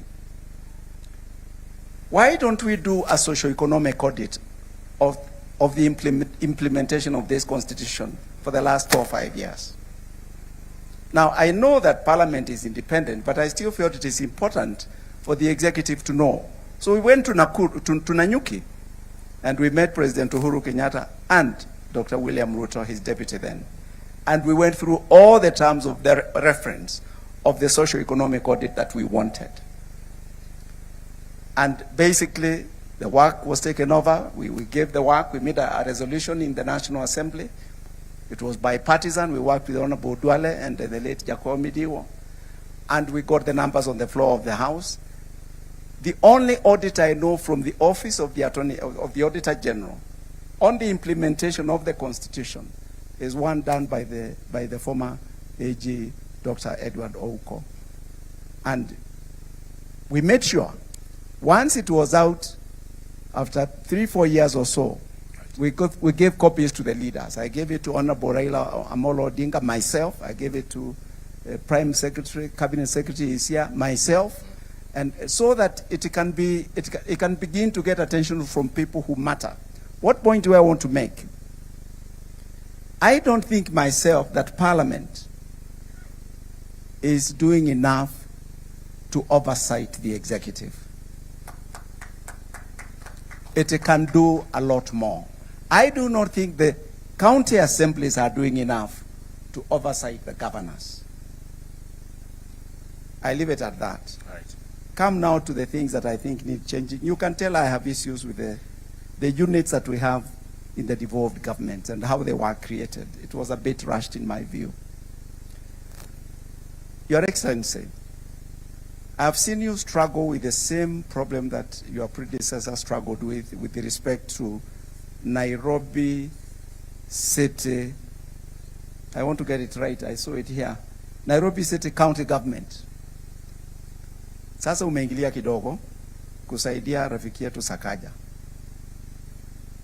Your predecessor aliingilia kusaidia Sonko. You know, as observers we are saying, he barabara tulijenga. Now today we want bumps, maybe we need to redesign, maybe we need your carriageway. There may be a problem with the design of this road. Nairobi, and I would add Mombasa, probably need to be looked at differently from other counties. With respect to the other county governments, I think I've said enough. Right. 30 seconds, sir. Hiyo nitakurudishia. What were you asking me? What was that other question? How do we shield? Because you've identified what needs to be done. How do we shield it from political posturing? Shield what? Shield, in case we decide to have a conversation about relooking at the Constitution, we are likely to see political players take both extremes for political reasons, not looking at the bigger picture of whatever recommendations would come or would need to be done. So how do we shield this process? You know, I'm so glad I went into politics for 10 years. I'm glad to be out. But there are things I came to know about the Kenyan I didn't know. You don't know these things from the pulpit and from the church. Kenya is an amazing country. We go out there in the hustings, as the English call them. We do our politics. It's noisy, it's crazy. Then we are called here and we kind of reset. And it is a genuine reset here. Now, by the time we leave here, we are not quite who we are before we came. Right. That ability for us to talk things out there and to still meet with our leaders here is what makes this Kenya unique. May God bless our country. Asante sana. Thank you very much. Let us appreciate our panelists this afternoon. The Right Reverend Jonathan Kabiru Karioki, Professor Yedhu Muigai, the Honorable Abdikadir Mohammed, the Honorable Mutava Musimi, and last but not least, Christine Kungu. Thank you very much for joining us and making this conversation a success. Asanteni sana. At this point, Your Excellency, I will return it to Mike Gitonga. It has been an honor to help you in going through this program. Asante sana.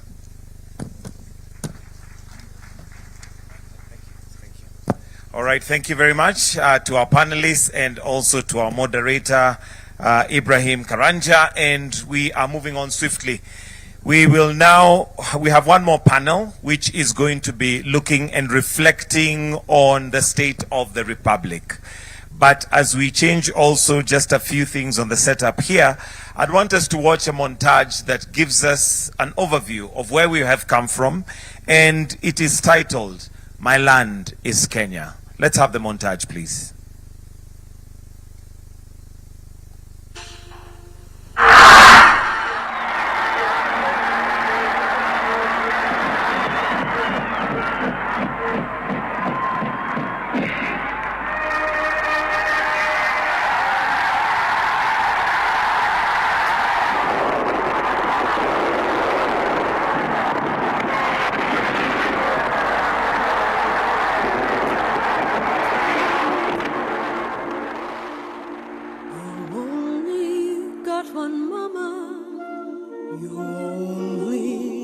one path.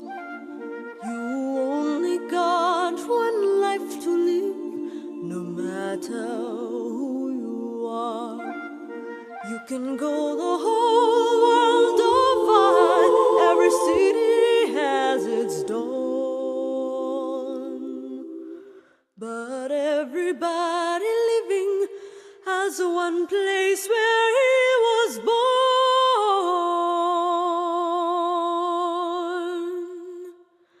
And mine is Kenya, so warm and wild and free. You will always stay with me here in my heart. My land is Kenya, right from the highlands to the sea. You will always stay with me here in my heart. Here in my heart.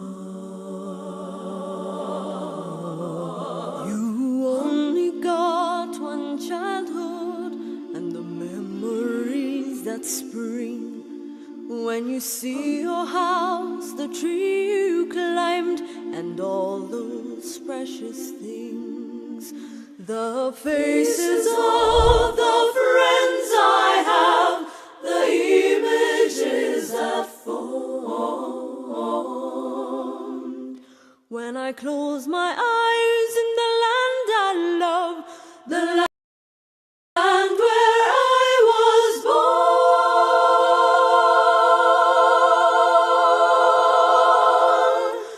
My land is Kenya, so warm and wild and free.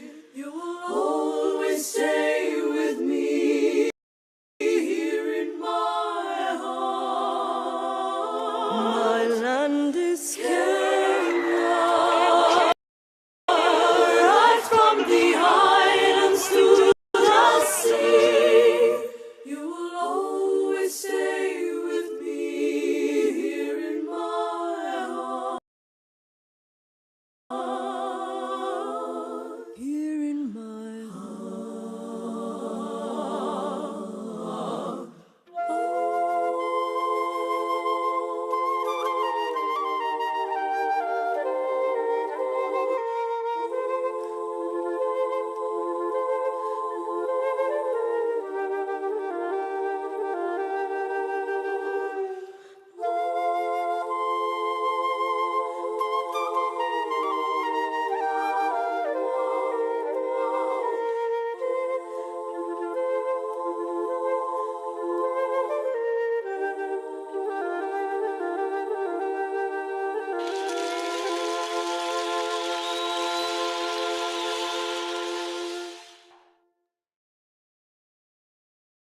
And that just provokes some emotion within you to be a Kenyan. Usiambiwa na mtu we are going in the wrong direction. Your Excellency, we are headed in the right direction. Another round of applause, please. And that particular song, that version has been done by the Moipei sisters. I know some of us may be aware. They are triplets who are unique and have put Kenya on the map of singing. Your Excellency, sir, with your permission, allow me to now invite Professor Makau Mutua, who is going to give a brief reflection of the session and the panel that we are finally going to have as our last panel.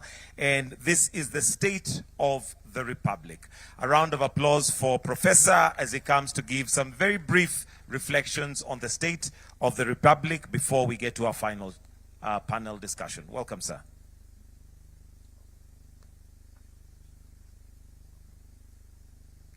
Thank you so much. Your Excellency, the President of the Republic of Kenya, Your Excellency, the Deputy President, all protocols observed. I just want to say, first of all, that this has been a very illuminating conversation. It's a reflection and also a celebration of our Constitution. But the discussion has also been very somber and very solemn. And it is on the second limb of that statement that I want to say that last year, Your Excellency, you fulcrumed this event with your partner, the late Honorable Raila Odinga. And of course, Mr. Odinga is not here today because he left us. But I want to say that before Mr. Odinga left us, Your Excellency, you and he worked extremely hard to restore sanity to our republic at a time when it was wobbling from both centripetal and centrifugal forces. But I just want to say, Your Excellency, today we can hold our heads high and celebrate that we have crossed that very difficult chapter, that river of turbulence. Mr. President, I just want to say that we cannot microwave the idea of a constitutional culture. It is not possible. Building a lasting and a rotund constitution is a very difficult process.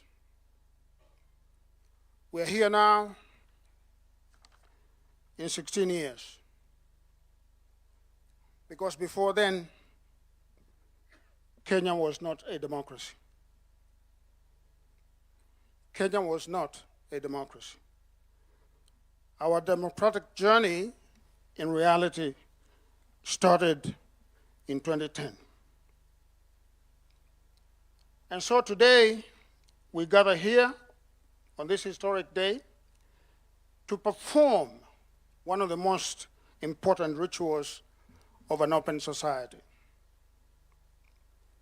And that ritual is the reconsecration of the temple of democracy. But it is not simply a ritual, Your Excellency. It's a remembrance that is replete with not only virtuous symbolism about what it means to be free men and free women. It's a call to the fidelity of the norms, the processes, and the institutions that require the Kenyan state to give the most happiness to the largest majority of its people. But we meet here today not to express naive optimism about human nature. We do so knowing that freedom and liberty are not possible where large demographics of the people who are necessitous and live in a penurious existence are not free. No. The basic command of the Republican state, the condition sine qua non of democracy, is to protect people and their property, and to lay the foundation for economic prosperity and social and cultural renaissance. Your Excellency, next year, we are going to perform another ritual of democracy, where every single eligible citizen will cast a ballot of conscience to elect those who will lead this great country. And let me remind Kenyans, especially the naysayers, that political competition among elites to determine who will govern Kenyans must never be a life and death or an existential contest. It must never. And I want to warn those who beat the drums of war because of an election that, and I think this may be true, Perhaps there were these students in their history classes. But I want to note that to be given an opportunity to lead a nation as great as Kenya is a solemn and sacred obligation. And citizens, for it is they who hold the highest office in the land, must be allowed, as our Constitution demands, to cast their ballots next August, next year, without calumny, without intimidation, and without mayhem. 16 years into our democratic experiment, we must return a verdict of maturity as a society next year. I have said before that democracy is an experiment in living together through thick and thin. It is like most marriages. And you know most marriages are imperfect. And in fact, very imperfect. But this is the only marriage possible in a political society.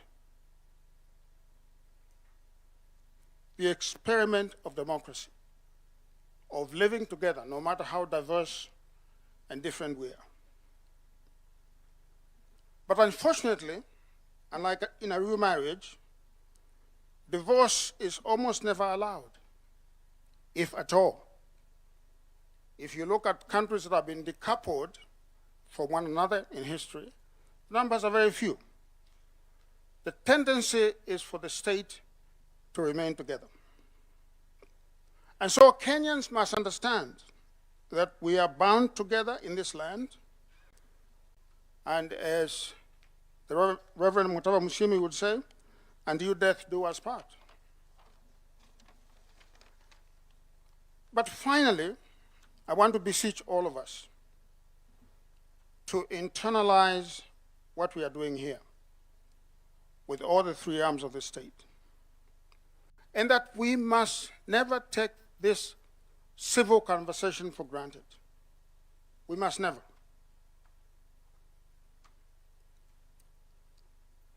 And we must lower the political temperatures.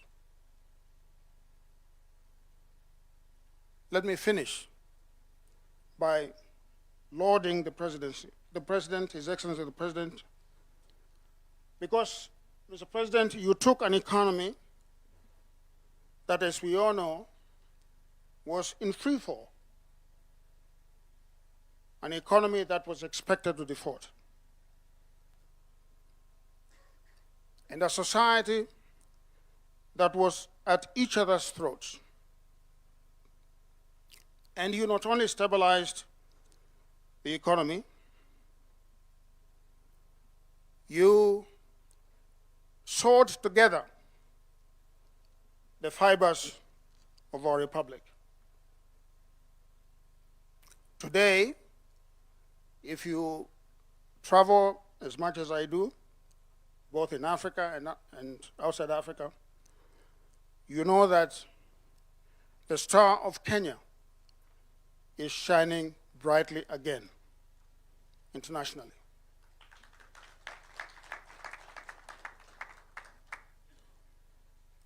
The work that the President has done is evident for all to see.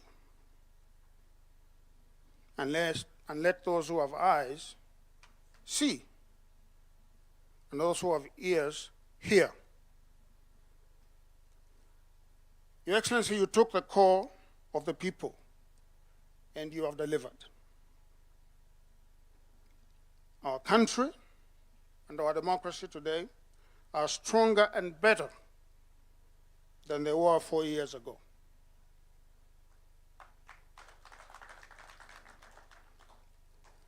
I want to say, Your Excellency, that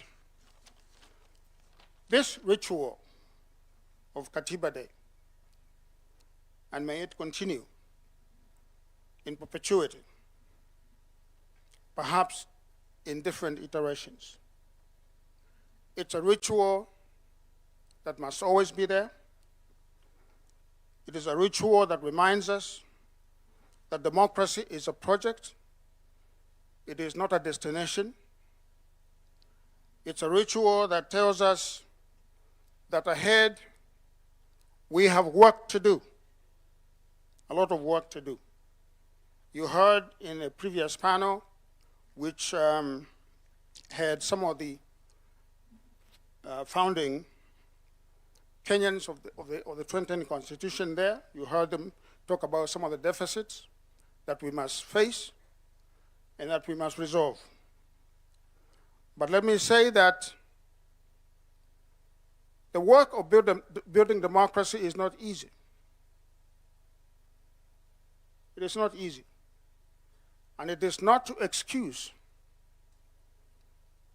our deficits in this area.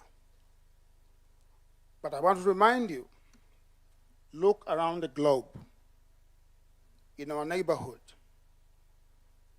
Look to North America and look to Europe.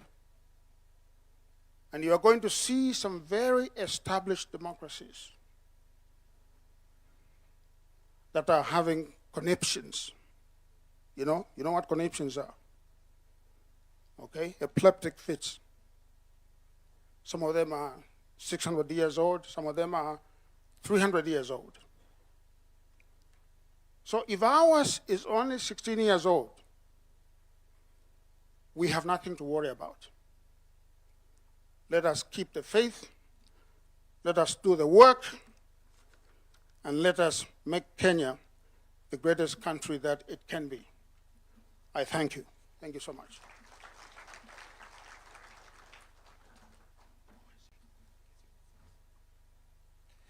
Thank you very much, Professor. Your Excellency, with your permission, allow me to now invite the Honorable Dr. Musalia Mudavadi, Prime Cabinet Secretary, and also Cabinet Secretary for Foreign and Diaspora Affairs, to make his submissions. Tumpatie makofi tafadhali akija.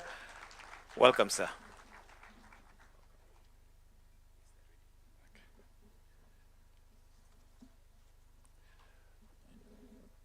Your Excellency, the President of the Republic of Kenya, Dr. William Samoei Ruto, Your Excellency, the Deputy President, fellow Kenyans, members of the Diplomatic Corps, Your Excellency, with your permission, let me just take a minute to request the ambassadors and high commissioners and members of the Diplomatic Corps present to just rise so that you can give them an applause and acknowledgement.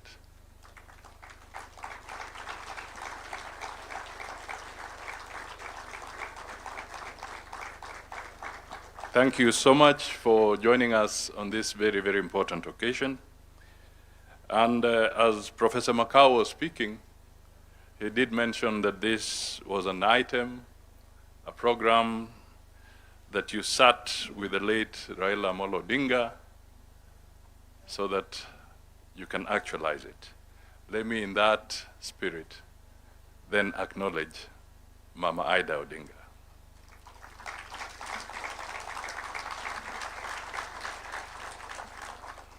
Thank you.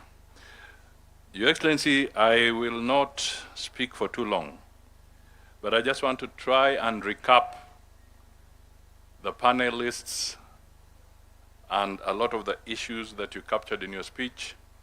And I know that the next panel is being awaited for seriously because you will be one of the panelists. So I will seek the assistance of the technicians just to rush us through something which would summarize my remarks. Your Excellency, when I got the note from your office that there's this day, I just tried to work with our team so that we can quickly also capture the issues here. So on slide number 1, because I want to move away from too many speeches, and also enlist the support of visuals, we want to take stock of 16 years of the new Constitution. Our panelists have talked about the rights, devolution, accountability, participation, checks and balances, and therefore, when the panelists come, Kenyans may need to know what has worked, what did not, what needs to change. Shall we move to the second slide? That deals with the hardware, which the Deputy President referred to. We built the constitutional machinery, we have the institutions, Parliament has been spoken about, counties, commissions, the rights and safeguards through our courts. The question that we need to ask ourselves: can the hardware alone run the country? That's a fundamental question. Who is the software, or what is the software? The software is us, the people, the citizens, the institutions. Collectively, we are the software. We have to look at the issue of ethics, integrity, civic responsibility, and accountability. Those have been spoken to. And in the image that I had there, you'll notice that I deliberately try to look at even the child that is born.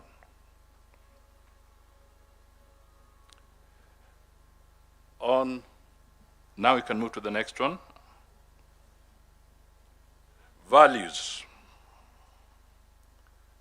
Rules matter, but values make them work.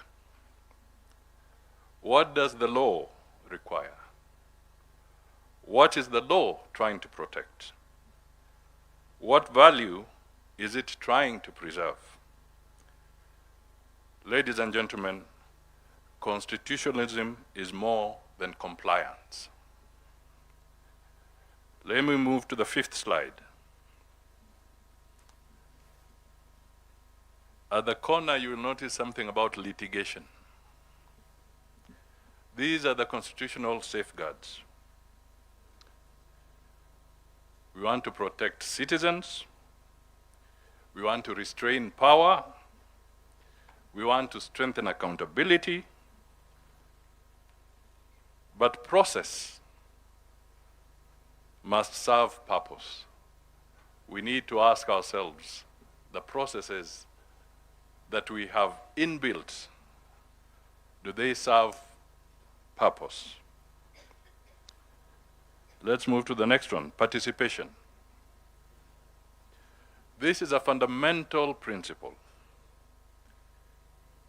We must keep the principle. However, we must improve the mechanism of achieving this principle. When we engage, do we engage meaningfully? Is it representative enough? Is it proportionate? Is it technology enabled? I ask these questions because the AG mentioned the public participation bill, which has gone through Parliament. I think it's now with the Senate.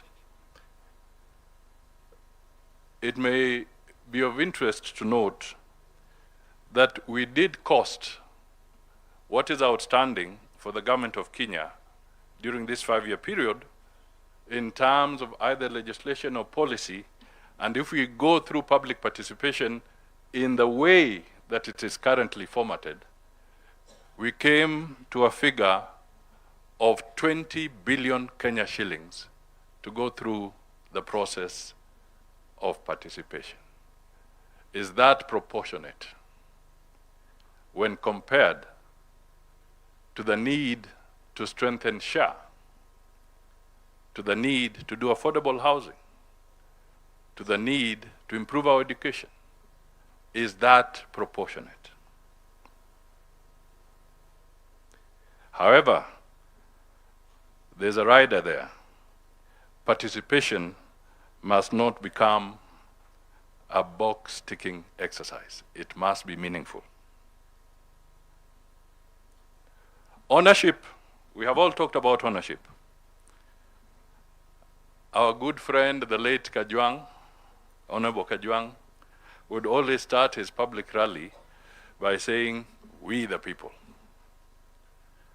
Can we stand here and say that this constitution belongs to us? Can citizens read it, understand it, debate it, apply it? A constitution should not belong only to the lawyers. Have we gone that extra mile to have this constitution in our vernacular languages, to make it easier for our people to read and understand? Those are questions that we need to ask ourselves. What are the gains? Some have been highlighted. Devolution. Power is closer to the people, to the citizens. Rights and dignity. Institutional checks. Active citizenship. These gains must be defended. What are the misses? What have we built or what have we not built? Below that question, I underline corruption. Have we dealt with it? Impunity. Has it diminished or has it scaled? Weak institutional culture. Procedure over public interest. Is it enough to say, is it legal? And is legal the issue that should be the only benchmark? Or should we ask ourselves, is it right for Kenya? Whatever we do, is it right for Kenya? Slide number 10. We are now talking 16 years later. Kenya has changed. 2010 to 2026. There's a new creature, AI. It is now with us. Technology, the economy, demographics, work, information, all now in this new environment of AI. Ladies and gentlemen, the Constitution must keep speaking to a changing Kenya.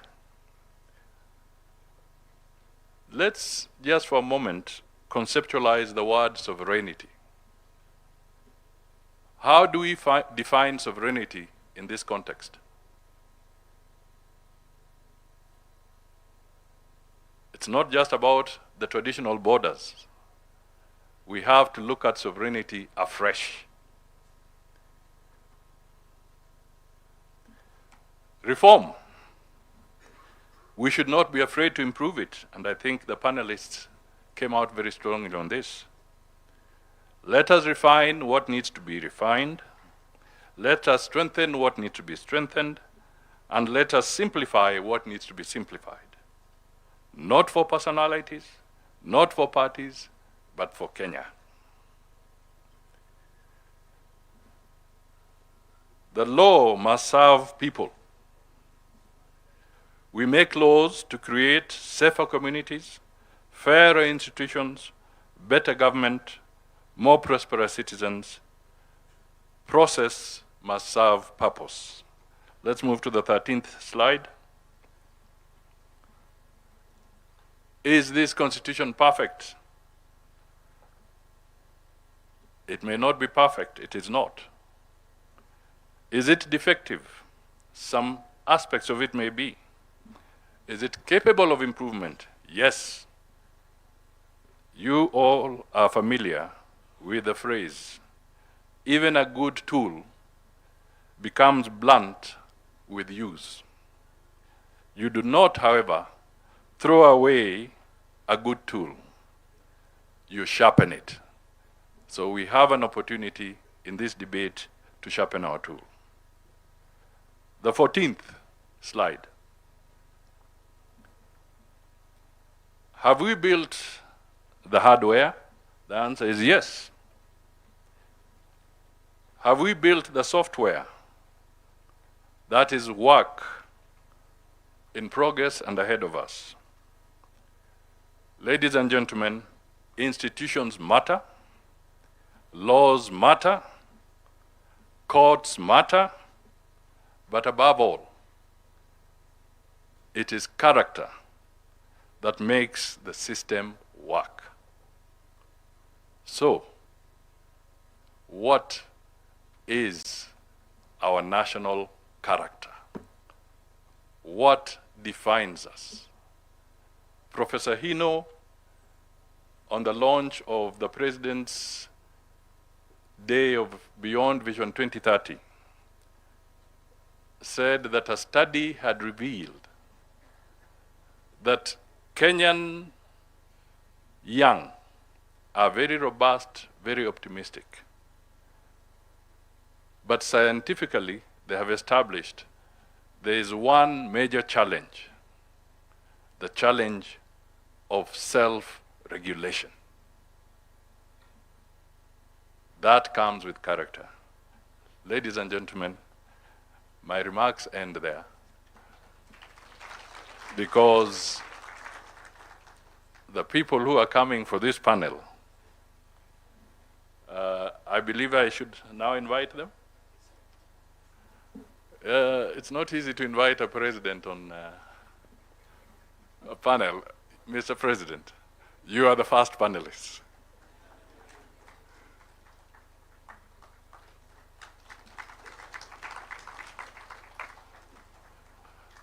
I now also wish to invite the Chief Justice and President of the Supreme Court, the Honorable Justice Martha Koome.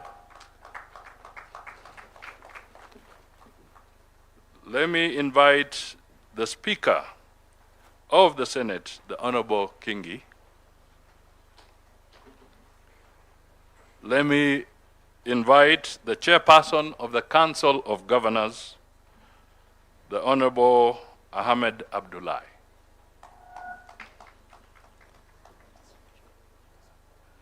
And to represent the National Assembly, the Honorable Gladys Sholay Boss. You're most welcome. I think my tour of duty ends there. I believe there is a, yeah, you can sit. I believe there's a, who was the person coming here to raise the questions?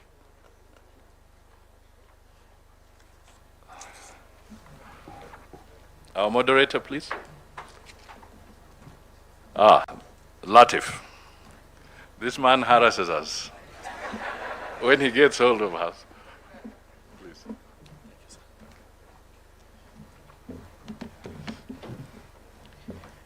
Your Excellency, the honorable panelists, ladies and gentlemen, good afternoon. Happy Katiba Day. I want to start on that note because it has to be a happy Katiba Day. On this day, 16 years ago, it was a bright morning when many people gathered at Uhuru Park. I was one of them. And there was renewed hope in this republic that we, the people, were giving ourselves a new constitution. And on that day, we witnessed the birth of the Second Republic. On that day, we hoisted a national flag at Uhuru Park. It's there to date. When you look at that flag, always remember that represents the Constitution that we're talking about today. Your Excellency, as we mark this 16th anniversary of our Katiba, we also ought to actually recognize that it is now a national day. And a national day means that we may do whatever else we want to do with ourselves throughout the year, but on one day, we shall anchor ourselves to the supreme law of the land and to the sovereignty of the people of Kenya. And that day is today. Please, let's clap for that. When we say we the people give ourselves a new constitution, many people may take that for granted. But actually this morning on our show, Fixing the Nation on NTV, we actually asked ourselves the question, if you went around many African countries and asked the people just ordinarily, ndugu jirani, hapa kwenu mna katiba? Some will actually not be able to answer and tell you whether they have a constitution or not. Go to any part of this republic today and mention the word Katiba, and people know that we have a constitution. That anchors the fact that we, the people, are the owners of this constitution. We are the sovereign in this constitution. We delegate our sovereignty to institutions and to public offices. And for that reason, we had the various institutions speaking earlier today, and we also have the very top of our arms of government on this panel. Let's clap for them as we start this conversation. I want to start by just acknowledging some of the words that you said, Your Excellency, in your remarks to set the scene for today. You said accountability cannot end with defending institutional territory, observing procedure, or publishing reports. Ultimately, we must account for outcomes, whether we have protected the sovereignty of the people, upheld human dignity, preserved constitutional order, used public resources responsibly, and brought the rights guaranteed by our Constitution within the reach of more citizens. There's no greater responsibility than that's given to the people in our panel today. And I want to start with you, Your Excellency. When you took the oath of office, the first oath of office that you took was the oath of affirmation of allegiance, in which you said, I may remind you, and I'll use the names, please allow me to use your name. I, William Samoei Ruto, in full realization of the high calling I assume as President of the Republic of Kenya, do swear that I'll be faithful and bear true allegiance to the Republic of Kenya, that I'll obey, preserve, protect, and defend this Constitution of Kenya as by law established, and all other laws of the Republic, and that I'll protect and uphold the sovereignty, integrity, and dignity of the people of Kenya. Our conversation this afternoon, Your Excellency, with your permission, with the honorable panelists, I just want us to make it very short. It's not accountability. Accountability for these high offices. At the end of this, the program has you coming to make your closing remarks. So we'll not even do the closing remarks. We'll just do quick accountability for the person and the office that you hold.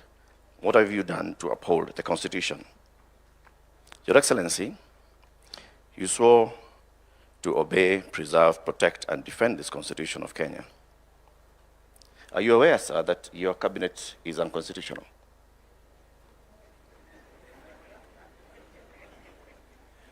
Thank you very much, Eric.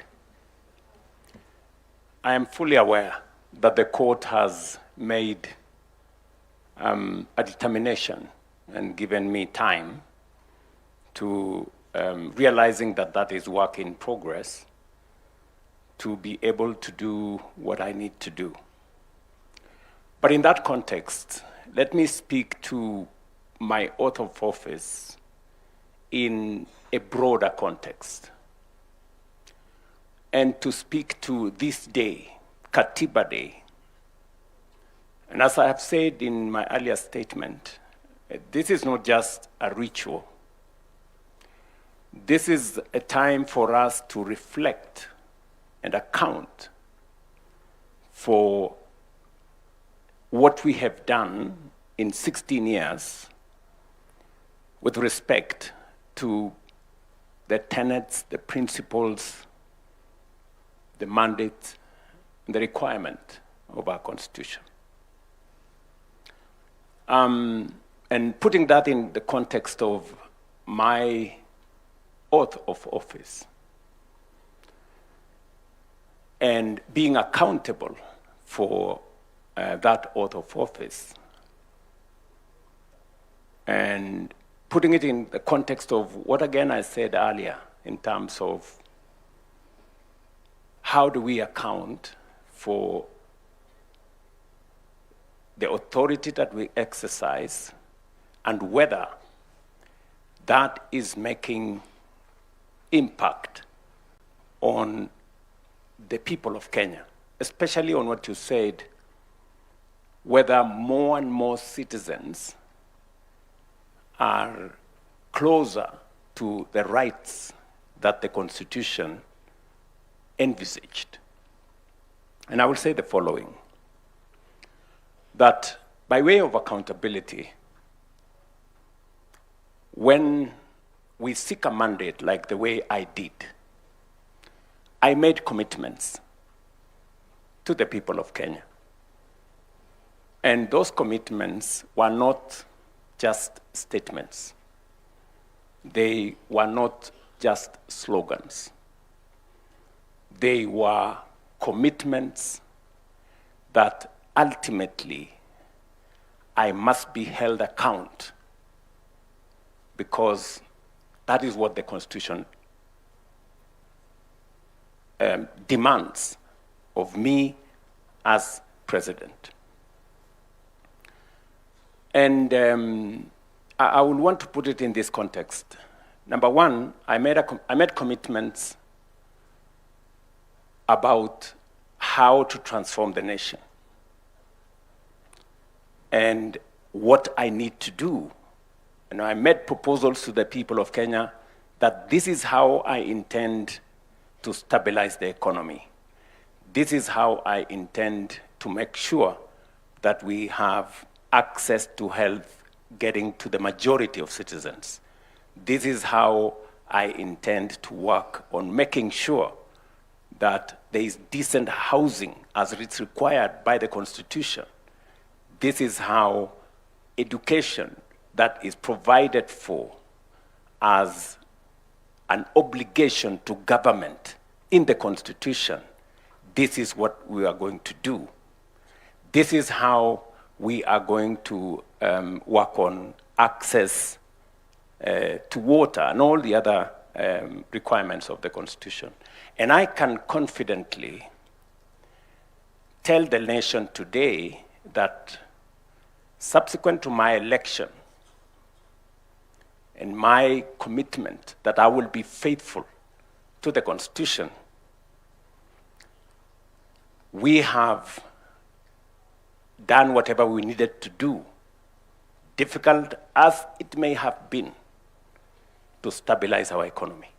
Today, our economy is the 6th largest economy in Africa. Our interest rates have come down. Our exchange rates have come down and stabilized. Our inflation has come down and stabilized. And our sovereign debt position is way different from what it was. We did not only,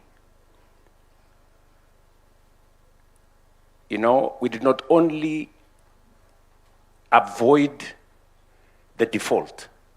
We've gone ahead to create a much more stable economy. Allow me to bring you back to my question. Let me so that I don't lose my trend of thought. Okay. Let me say that often I have been asked, you committed yourself that you will reduce on debt and on borrowing?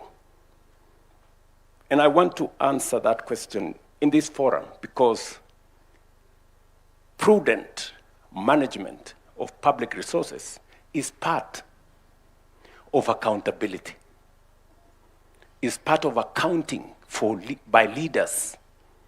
You know, sometimes we reduce accountability to just be about, corruption and those other things, which are fundamental. But the worst form of corruption is to make a commitment that you have no intention of keeping. True. And so when I made a commitment that we are going to think of how to develop our country without burdening ourselves with too much borrowing or debt, and sometimes disproportionately disadvantaging generations that come after us. Right. I can say on this podium today, if you look at where we were in terms of debt and where we are today, we have significantly, by multiples, reduced the rate of acquisition of debt in our country. Let me give you an example. When Moi left office, we had a sovereign debt of 630 billion. That is what Kibaki inherited. In 10 years, Kibaki took that sovereign debt to 1.8 trillion. That is 3 times, by a multiple of 3, roughly. When my brother, President Uhuru, left office in 2022, he left behind a debt of 10.3 trillion.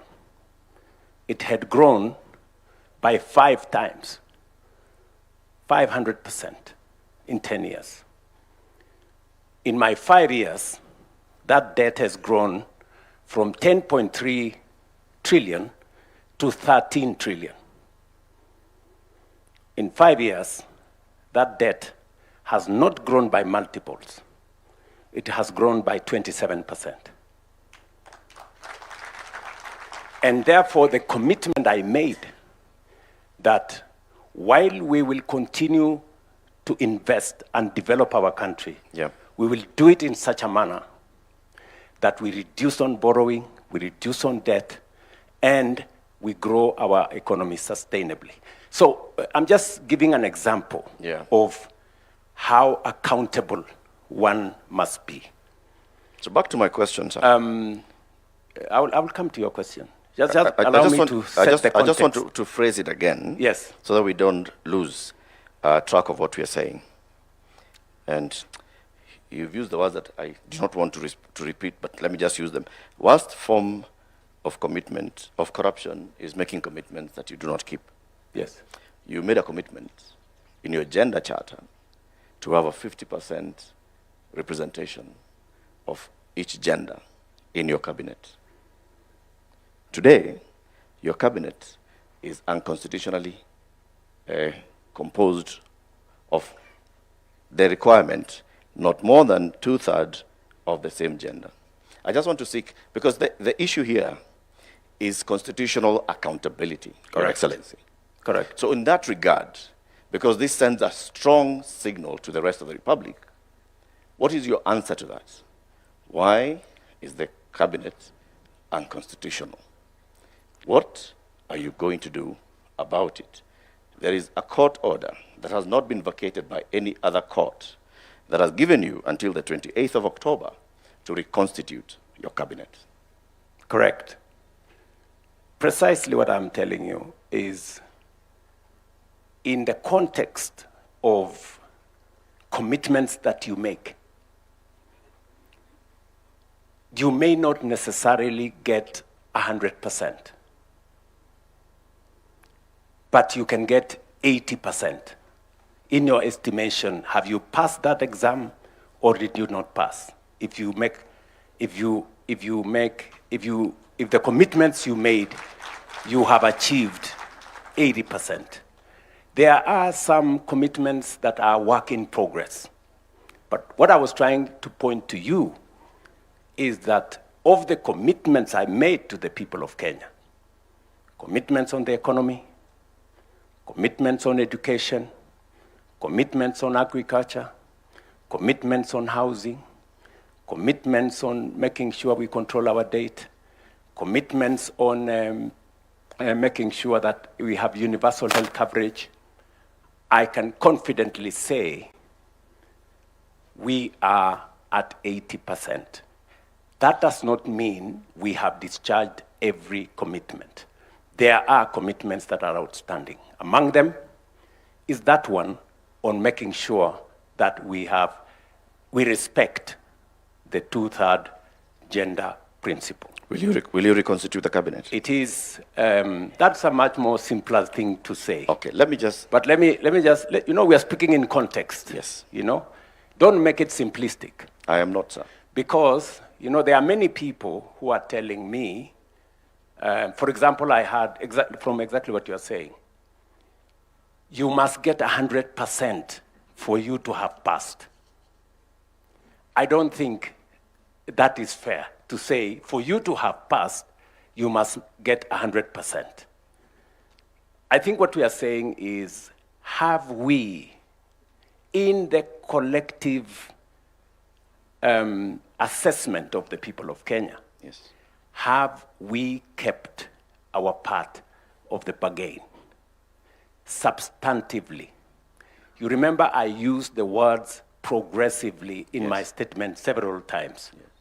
Have we made progress progressively? Yes, we have done. Have we done 100%? No, we have not got 100%. Some of it, as was said here by leaders, is work in progress. And its attainment may not happen today. Just the same way, the court has ruled that Parliament is unconstitutional because of the two-thirds gender rule. Yes. That determination was made by court, I think, almost 5 years ago, 6 years ago, to be exact.